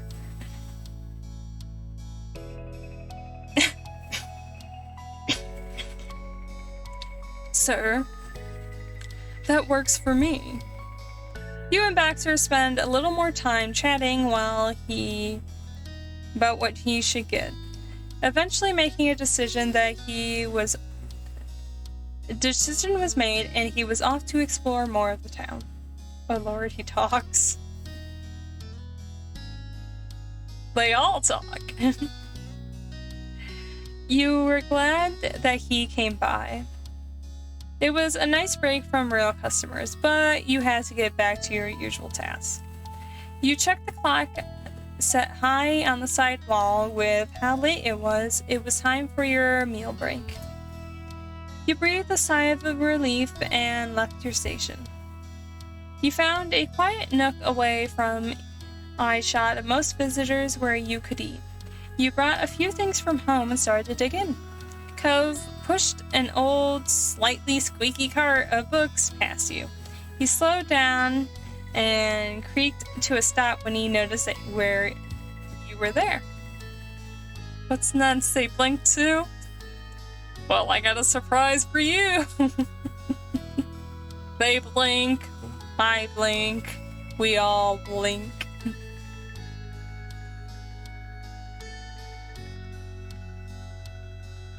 Having dinner? Yep. Cool. I already had mine earlier, but I can take my last small break now. sadly, you have to run an errand. Have a fun stream.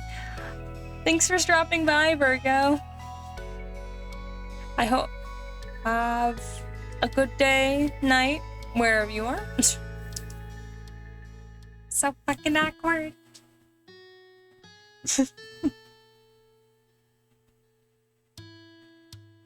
Hi, some slander.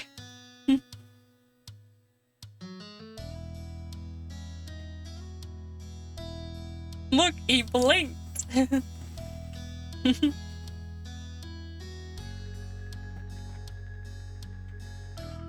They're getting more advanced. Soon, they'll start breathing in the pictures.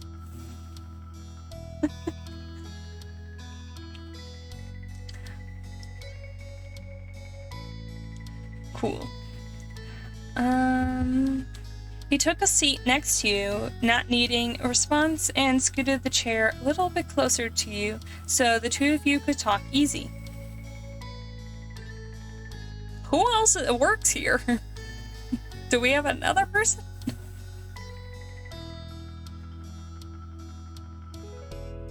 Scooted the chair to be a little closer so the two of you could talk easy. He knew that he was welcomed in your spot. Today has been going by real quick. Definitely, I guess. You just continue to listen to him. Definitely. It barely felt like any time has passed since the morning. All in all, the week itself has been going by fast. Usually when I'm at work, I try not to stare at the clock because then then the day starts going by slower. So the worst is when I was working 11 hours shifts at McDonald's. I'll be back. Holly wants upstairs.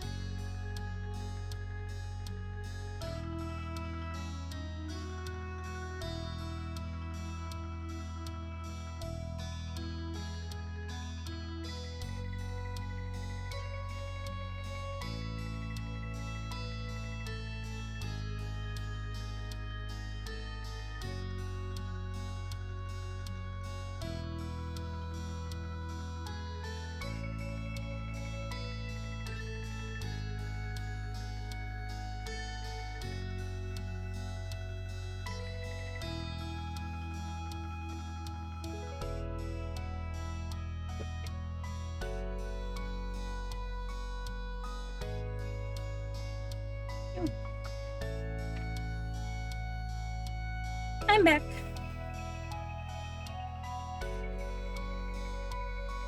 She barked and then she proceeded to lay down at the bottom of the step. And I was like, excuse me. I was like, that's not how this works.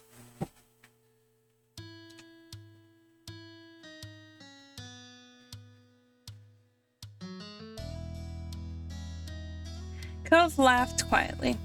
Hey, am I crazy or did I see Baxter in here earlier? You laughed at Cove, trying to puzzle out the supposed black and white sighting. Probably. He came by to see me. Why would you tell him that? Hi, back. I'm Dad. What? Dad? You're back. Did you bring milk?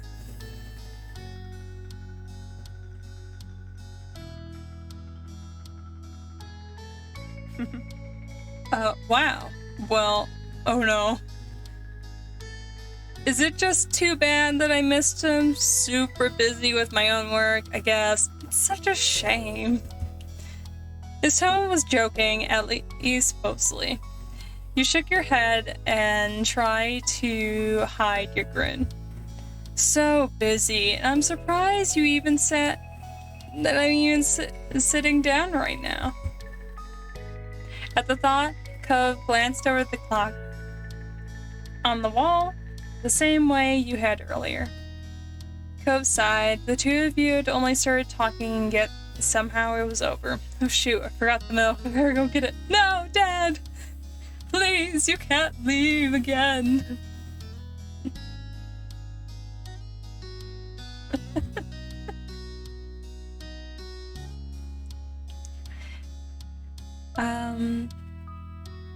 Bye. Was that to me or was it to Flamingo? Who were you saying goodbye to? The word was flat. He was down about leaving, and there was a second of silence before he pulled himself together. We'll have more time later. Right, bye. He got up and pushed in the chair back into its place, and the spot looked lonely already. He leaned over and gently kissed your forehead. Ooh! We're getting spicy at the workplace.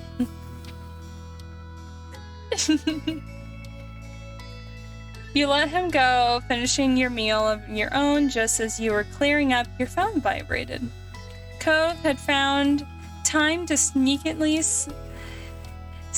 you a quick text a few more hours until closing.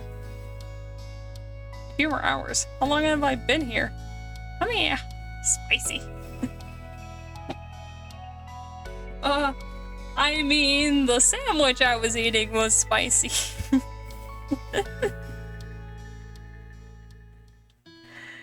You smiled as you finished your break, and it was time to go back to work. Customers continued to trickle in, even though it was getting closer to closing time.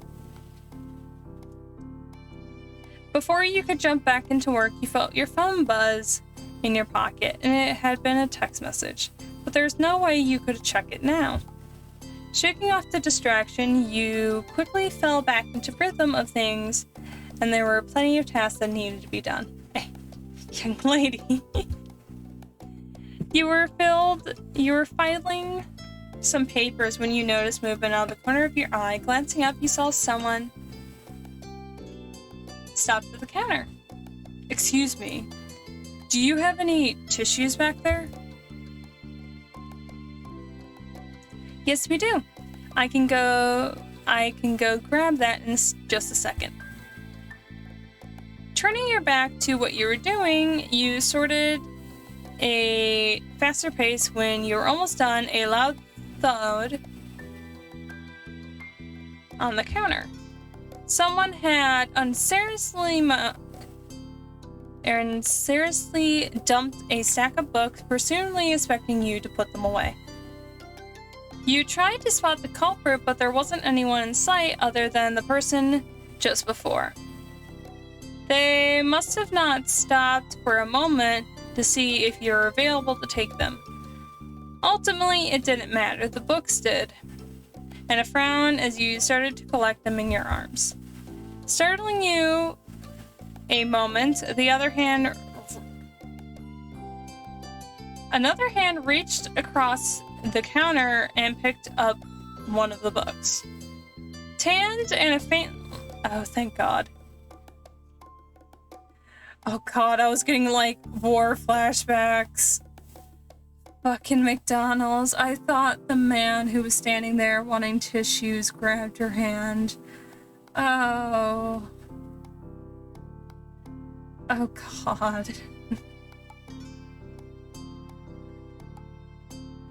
I got scared for a moment.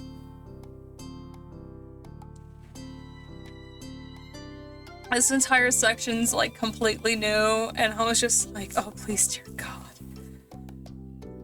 A tanned and a faint scar line trailed around the forearm. Cove's mouth pulled into a silent smile, one that you couldn't help but match. He stretched over the counter, and together you had the books sorted and ready to be reshelved quickly.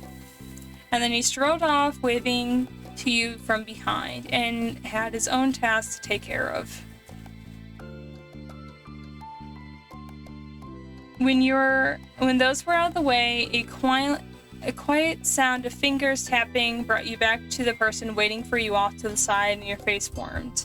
The last few minutes pushed them completely out of your mind, and they were in need of tissues.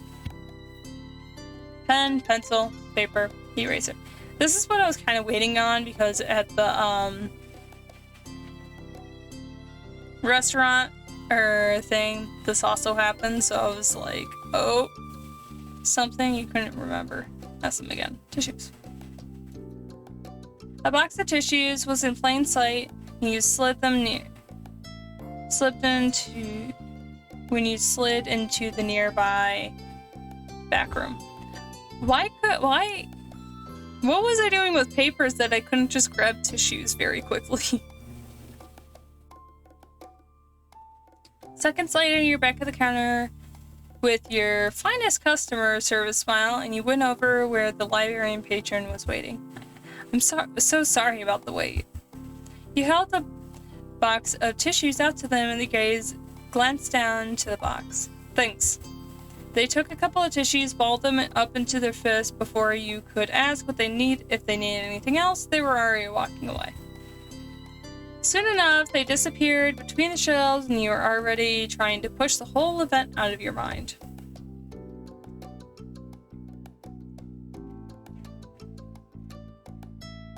When you were just glad the interruption had made you forget what you were doing. Your body was starting to tire out from the busyness of the day. Luckily, you had one more short break. You took a seat and finally checked those messages from earlier. There was one from Mom. Would you mind stopping by the grocery store on your way home to pick up some asparagus and peppers for dinner? Can't make myself. Deadlines are tight right now.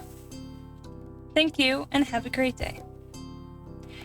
You sighed, you shook your head in frustration, you shrugged, or you didn't mind the request, or you're happy to do it. That's fine. No. It wasn't what you expected to do today, but it was totally fine. Your mom was always working hard, and you wondered how her day was going. My mom would do this when I worked. Mostly it was just to get milk. I love watching my if mom. that's the case, it was rather foolish for you to venture here, wouldn't you say? Maruka, thank you for the host. Excuse me. OBS, work with me. OBS. Well, I have locked OBS. Hi, Maruka. How are you today?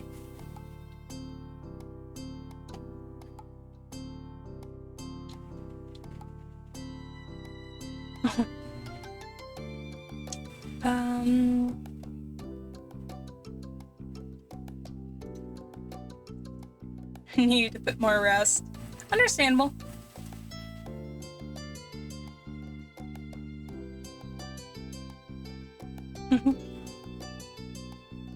It's just been so hot.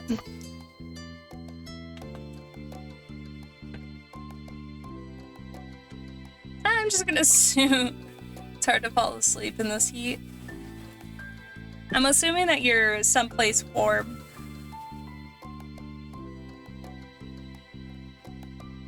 Oof. Yeah.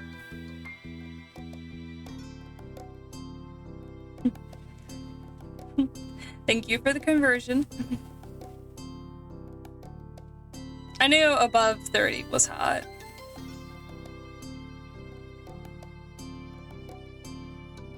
It's around 10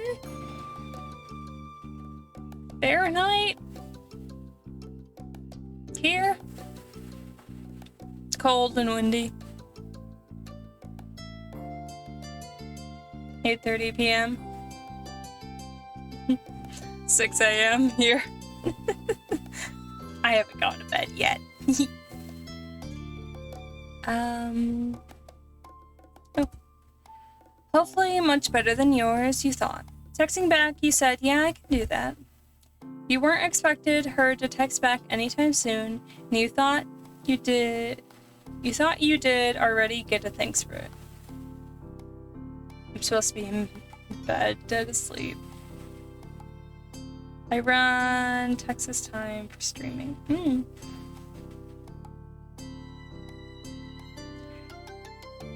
For another minute, you stretched your arms over your head and imagine how nice falling into a bed later was going to be. You sighed. Hopefully, your shift would go by in a blink of an eye. You jumped back into the rhythm of things. Ooh, look at Cove's work. Yes. Aw, his little name tag says it. Handsome man.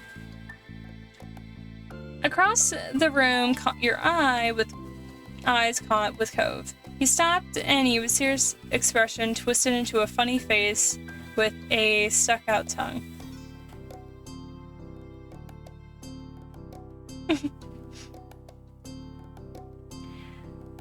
A genuine smile cracked through your work face. You made an equally weird face back at him. You gave him a sign of okay. You nodded stiffly. You shook your head. Make a weird face. Finally, a real shirt. What do you mean a real shirt? You guys are making me second guess picking his outfit. I don't even know if I asked you guys or if I asked someone else. Cove covered over his mouth with his palm. Even with the distance, you could see the rumble of laughter vibrating through his body. Now take it off. Yeah, you're right. Alright, Cove. This is a stick up. I'm gonna need you to take off your shirt.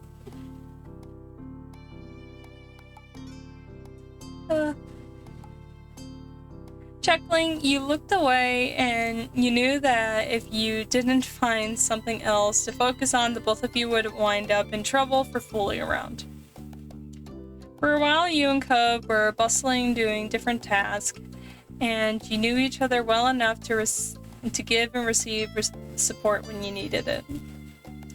Things wouldn't have gone smoothly if you were working with anyone else. At one point, you and Co teamed up to push one of the carts around, collecting all the books that people have randomly abandoned in random places throughout the library. The task ended up being better than usual.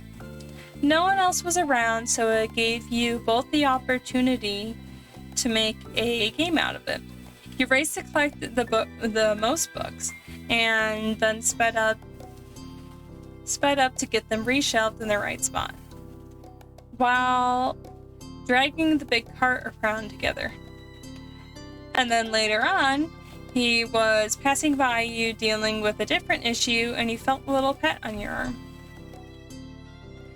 Small actions caught your attention, and all you saw for a split second was his fond smile, and then an instant prep in your step. It was fun, and you both of you deserved it while managing the most stressful moments at work. You were grateful to have Cove with you through it all. The last of the customer finally exited the building, and it was time to close. You locked those doors immediately. When the doors were locked, you exhaled loudly. The whole place was officially closed. You were worn down, you felt relieved, you were pumped that you were done, your mind still stuck on the incident that happened earlier. It was okay, you thought, not the worst you've seen.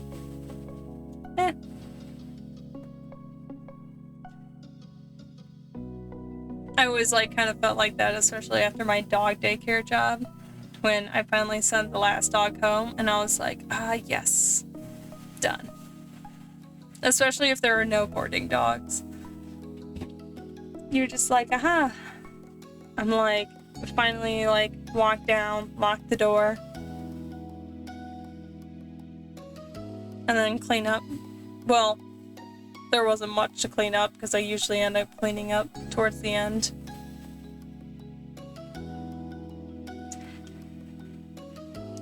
It was like you could finally reach the light at the end of the tunnel. There were too many moments where you seriously questioned if you would ever reach this moment. Glancing over to Cove, you saw him in the middle of stretching his arms out over his head. He was so clearly ready to lay down, and you wondered if he would be able to open his eyes when he was done. But he did, and he turned to you. He was exhausted from working so much overtime, though you could still see the sparks of how excited he was to be done for the day. It was probably the only thing keeping him on his feet. You wiped your brow, you yawned, survived another day. I have successfully gotten that money. How are you doing?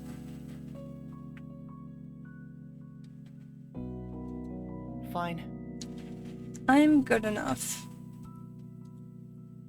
He rubbed the back of his neck, and you studied him for a moment, but you decided not to press the subject further. Casually, his eyes surveyed the room. You know, hanging out in the shop when it closes kind of feels weird to me. Even though I work here, and being in a locked place when the public isn't allowed just seems wrong. Oh, I felt that.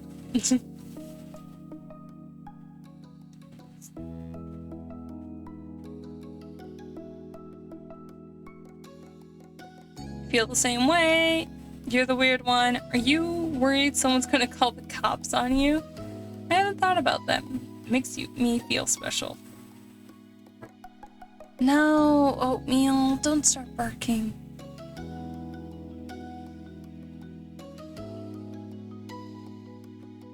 Oatmeal. No, come here. You bitch. Oatmeal.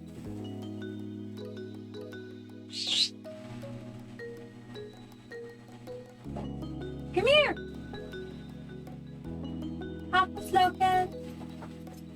Oh, who's a baby girl? Come here.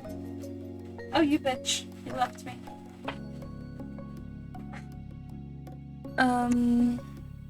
It's like we're moments away from being arrested for breaking in, or maybe from a horror movie starting as we're trapped here. Right. We should head home then. Actually, I have to run an errand for my mom. Where to? The grocery store. Mom texted me earlier if I could pick up a couple of things. Oh. Would you want to come too? It was late, and you knew Cove wanted to go home, but immediately you wanted company. He eased that concern by smiling softly. Yeah, I could go shopping with you. You walked, right? Mm-hmm. Want me to drive you? I knew he had a fucking car, so that's the whole reason why I walked. And I hate driving. Yeah, that would make things a lot easier. No problem. It's nice of you to do this. Not really. I like spending time with you. Alone? In the dark? I don't know if we're the only ones here in the library. No hanky-panky. I like that too. Moments later, you had your things and you were ready to swing by the store, and you were out within minutes. In the car. Cove pulled into one of those mainly free parking spots and the neighborhood 24-hour grocery store. There are 24-hour grocery stores? Besides Walmart?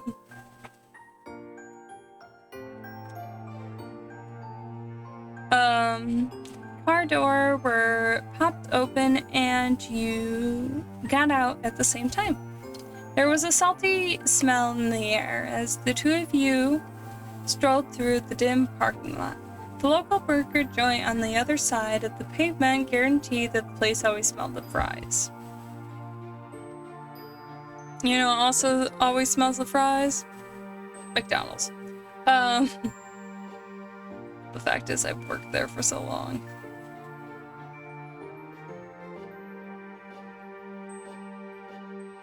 Hanky Panky in the car. Your eyes squinted at the change of lighting as you made it inside the building. The automatic doors shut behind you, and when you truly have arrived, Cove raised his brow curiously. So? What are we here for again? Asparagus and peppers. It's for something my mom's making tomorrow. Sounds good. This will be a short trip. Mm-hmm. You idly scanned the room for a basket you could use. A full cart wasn't necessary. But Junkie! Why are you showing ass? Can we, like, cancel Wolfie for that horrible joke? Did I make a horrible joke? What joke?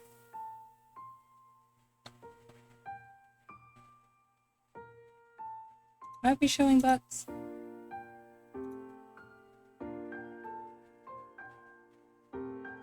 Butts?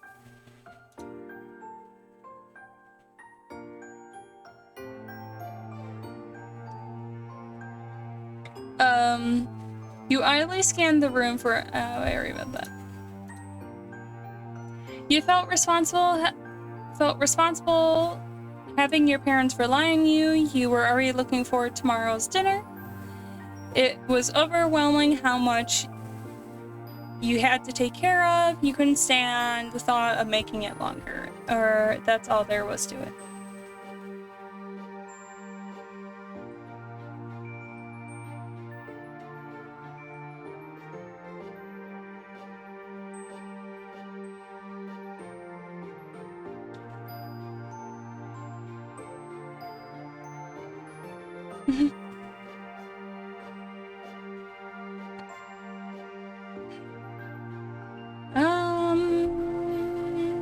Sure. You made sure the ingredients you selected were divine. You spotted the basket, caught a glimpse of yourself while looking down to pick one up. You know, it feels funny to be in some other store while in uniform from a different place. Yeah. Those anytime I was in uniform, I had to go grab milk. I was like, oh god. Cove snickered while sliding up beside you. Right? It's like we're wearing a costume after Halloween is over, but I just hope no one thinks we work here. The uniform is totally different, but you never know. Oh, the junkie. How you doing today? Or how's your day? Oh god, it's almost 7. Yeah, people. Basket in hand, you're ample towards... Okay, I'm just gonna let them again. The veggie section and set near the back, but visible right from the entrance. Cove matched your pace, keeping up at your side. Asparagus was simple enough to select, and you simply picked out the bundle that looked fresh. All that left was peppers, but there was a wrinkle in that plan. What color did they want? She didn't say. Then what are we gonna do? The color definitely matters. No, it doesn't. We'll have to get one of every color. I'll text my mom real quick. She left that out, meaning I'm gonna have to make the call.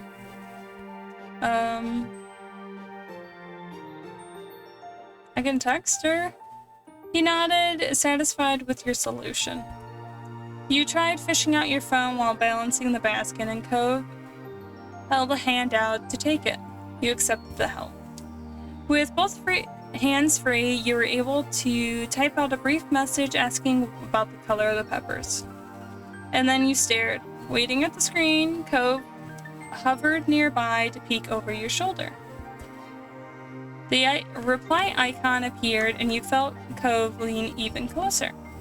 Just the regular green ones is what she said back. Alright, that was easy. And he was right. You picked out the requested green peppers and tossed a few into the basket.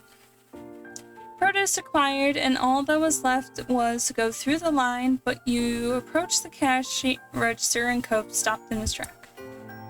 Oh, while you're here, I want to get something too. I need fruit for breakfast tomorrow. What should I have?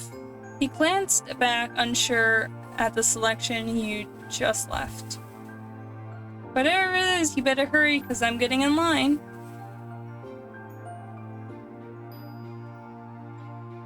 Cove, you had plenty of time for that before we're leaving. I can go back and look with you. That coaxed a small smile from Cove and his tension eased. Sorry. Thanks, Sophia, and sorry. It's fine. We can take a little more time to do this.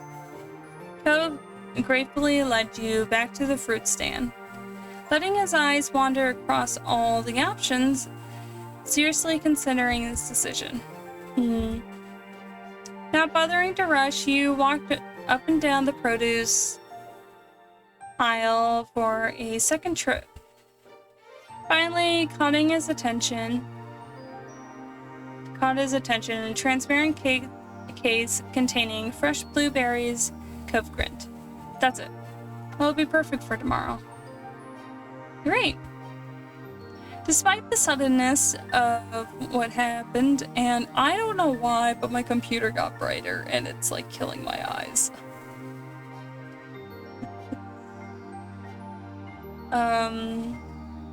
You were genuinely glad that Cove was able to get something nice for himself during the trip to the store. It made the trip even more worthwhile. Okay. Fudge. You're going down in brightness. Cove carried his food himself, and you two of you went back to get in spot in line. After that, you completed separate orders of what you got. The produce was packed away into paper bags, and there was one for you and one for Cove. Both of you had what you needed in hand, and the errand was finished. You walked across the length of the store to reach the doors closest to where you were parked. Look, the grocery store. You and Cove stepped out into the night, and Cove lightly swung his bag back and forth in his grip as you peered squinting into the darkness of the parking lot. He smiled slightly, a gentle expression on his lips. Thank you for inviting me to the grocery store. You didn't have to thank me for that. Thank you for keeping me company. Thank my mom for sending me out to do this. You're welcome. Or you smiled quietly back. That's fine. You're welcome. We should do this again.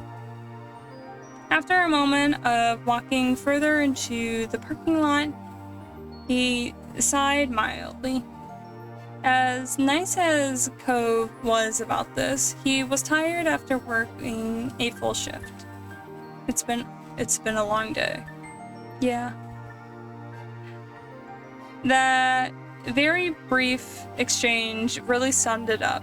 Cove shook his head to himself. Bemused replaced his worn-out expression. When did a busy day go from having way too much ways we wanted to play or some extra homework to having to spend all day at a job and then run errands afterwards? I don't know. When we became grown-ups? I don't know, but it sucks. Hey, this is still better than high school. Or you didn't answer. Fuck. Being an adult.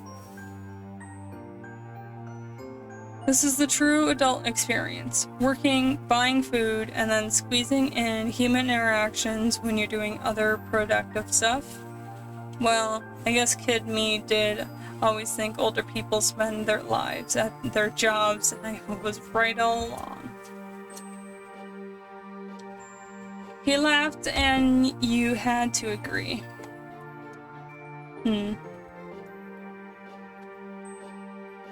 Cove's eyes narrowed as his mouth opened slightly.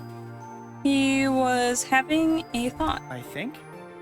Your mom needed the stuff for tomorrow's dinner, right? And not tonight, right? Mm-hmm. Nothing's frozen, so you don't need to get home urgently or anything. Would you like to go across the parking lot to the fast food place? We could get something. You know it's still open. It doesn't matter how late it gets. It must be nice. You perked up at the suggestion, and it sounded like fun. Alright, let's go. Let's drop the groceries off, and then we can go. You agreed, and then Cove drove over to the car. Yep, fuck that word. I hate that word. At thought of something to look forward to. He placed his bag in the back of his car, and then you stored yours inside as well. With the groceries taken care of, it was a short walk to the burger joint. There were already 3 cars lined up in the drive-thru, which wasn't too bad. Oh look, a burger place. You had to go all the way around the building to get to the front, but as soon as you were under another set of bright fluorescent lights, luckily there was no line inside, so you stepped right up to the counter, glanced over to the menu. You remember eating here before with Cove, back when Kyra had taken you both years ago. The menu pretty much was the same as it was when you could remember. It was missing mozzarella sticks, but most of the other items were familiar. Hello. What would you like to order? Yes, hello. I would like one of everything on your dessert menu. Cove. You bursted out laughing. You gave him "Are you serious?" look, and you stole my order. Good idea. You kept a straight face. It didn't surprise you. Bitch. He brushed a hand against the back of his head and smiled politely. For the employee bent? No mozzarella sticks? What had to write? Yep. I would like to see your manager. Why were these taken off the menu? I just had them. I actually would have that happen at McDonald's. I was just like, that thing? Someone's like, what happened with your wraps? And I was like, they've been gone for over like 3 years. Where have you been?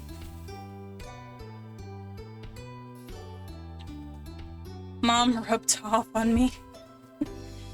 He resemblance of that visit too. After the cashier made sure Cove was being serious and it was your time to order, you got, hell yes. This does not help that I'm actually hungry. Oh. Hamburger with no cheese. Fuck cheese.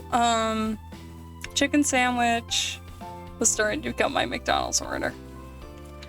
French fries, onion rings. Ooh, chicken nuggets. No, I don't want pop. A milkshake. Ooh. Yes, and yes. Code gave you a little thumbs up, and he wasn't the only one indulging. You wrapped up the order and process paid, and you got the number of 264. I got the number 666 before an airplane ride, and I was like, I'm dying tonight. Everything is classed. Sorry, Caro. and then claimed a table. If I really wanted to, I probably should just go, like, but if I just drive over and go get something at McDonald's, I could. But there's snow on the ground. I can DoorDash it.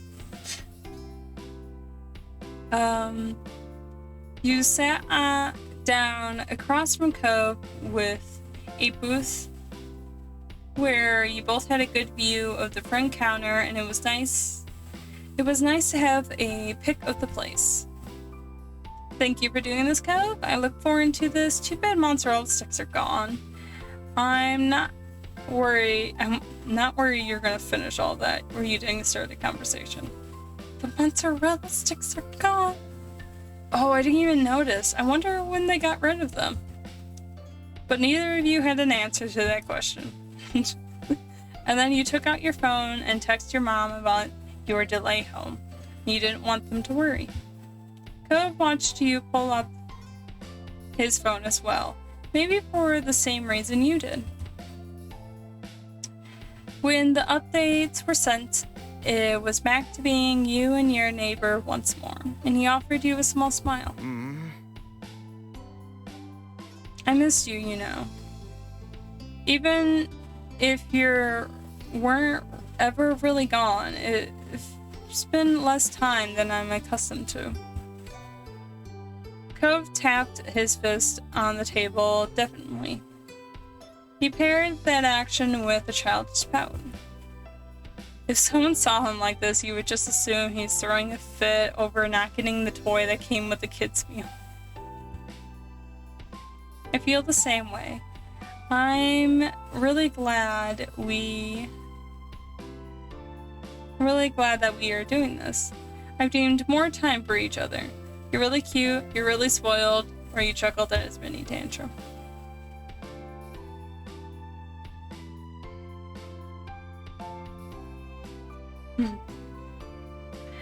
You dropped your palms on the table to add emphasis. Fuck. Exactly.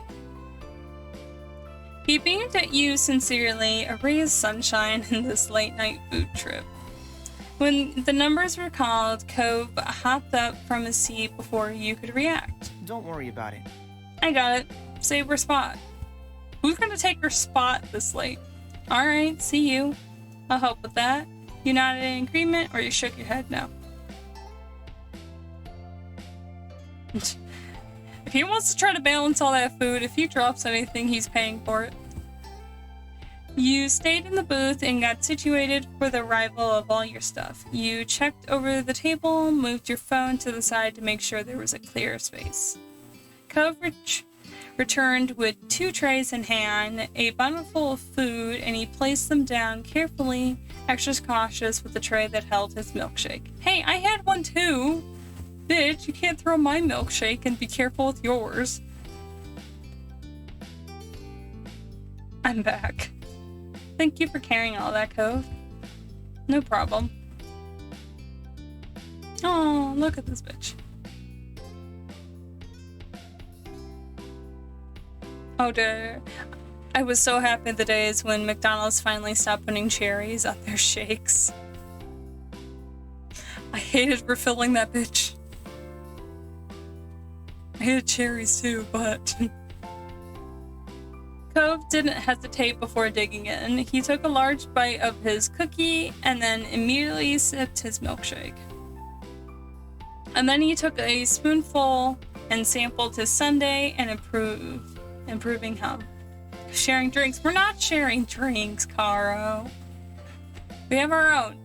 He just decided to toss my milkshake while he set his down carefully. He made an attempt to follow up with a bite of his apple pie as well, but bailed with a distressed look on his face. You tilted your head in silence. Hot. Bitch! He switched back to the milkshake and taking a delicate slurp.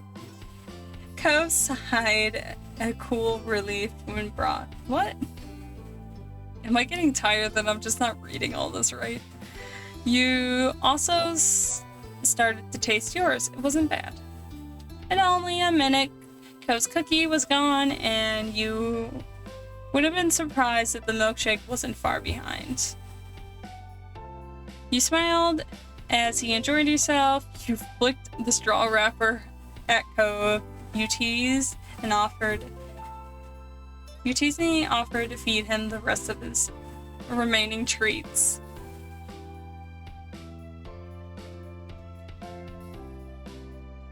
Do you want me to feed you? You picked up the apple pie and held it out to him encouragingly. You scooped up some of his ice cream sundae on your finger and held it out encouragingly. Last time I flicked the straw wrapper at him.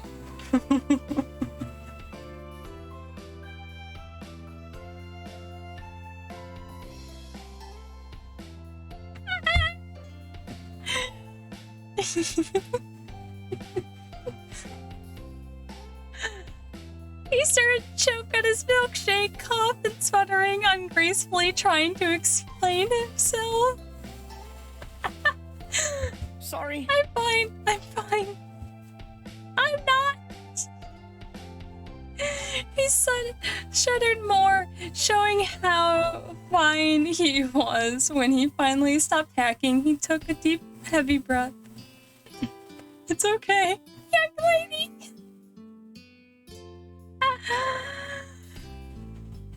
What? You had no idea if he wanted the ice cream or if he was just saying things were okay in general. At your inquisitive look, he blushed and dropped his gaze to the floor. A pause, and then he looked back up, staring at your finger. The ice cream was starting to melt, and a white drop splattered onto the table, and you wanted to give him a chance, so you didn't move. Philip gripped the table's edge and nodded. It's okay. This time you knew what he meant, and he was serious. Cove cautiously leaned over, and you felt. Imagine if you're the employee at this thing and you're just like these fucking couples.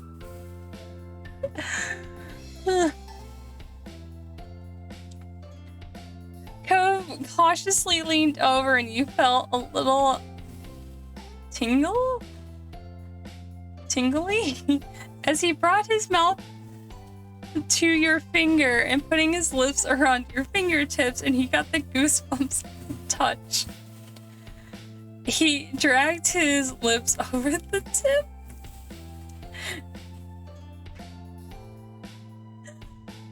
Until there was nothing left on it and your face had to risen several degrees, and you probably need something cold of your own after this.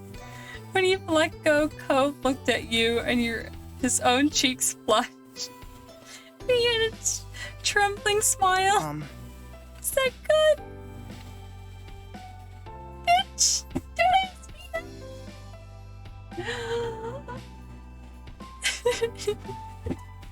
And then, apparently, smack of his hand on the tabletop, he returned his head to the side.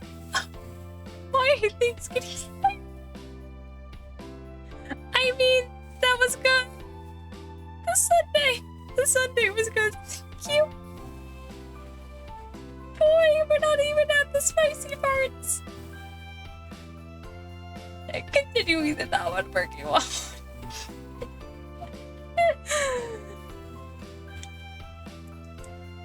You cackled, crackled, amazed at Co's reaction. Oh my god. Don't say that about you.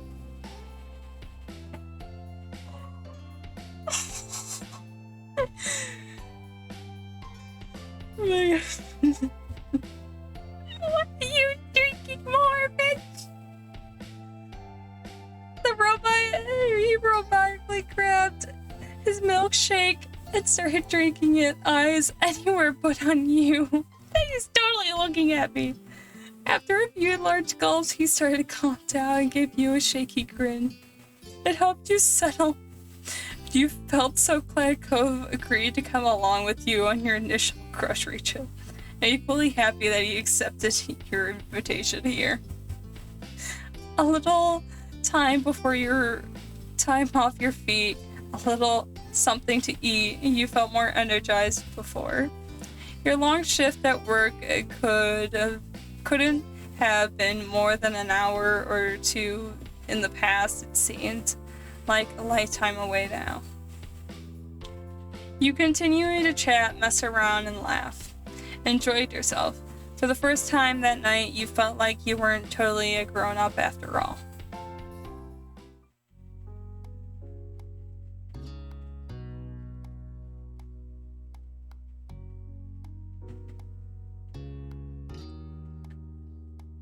Okay, I think I'm going to end that here. I am starting to realize how long these are, and I kinda need to go to bed after I eat.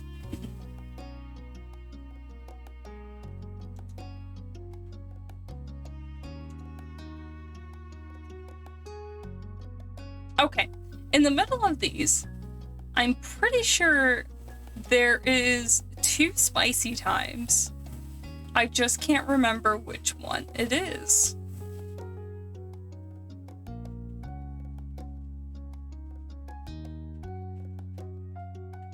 I feel like it's these 2. I don't know. I can't remember. And the summer just fucking ended there. But yes. Spicy? What? You didn't hear anything, Car. Daddy Car. But thank you all for coming out.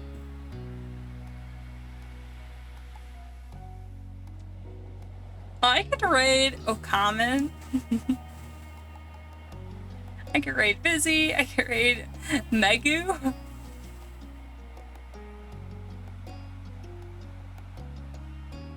Why do I stream at night? Should just stream in the morning. I got way more people to raid.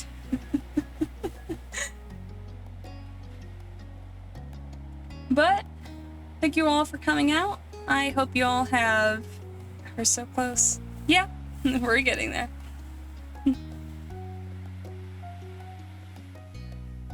Is it the morning, Wolfie? Oh yeah, it finally reached 7 a.m. here. So, I'll probably go to bed after I eat. But thank you all for coming out. I hope you all have a great night. Morning. I'm like, I don't know who's up with me, but go to bed. But I don't know if Okame just started, but oh well. Goodbye. Oh wait, I just started the raid. Oh, I'm done.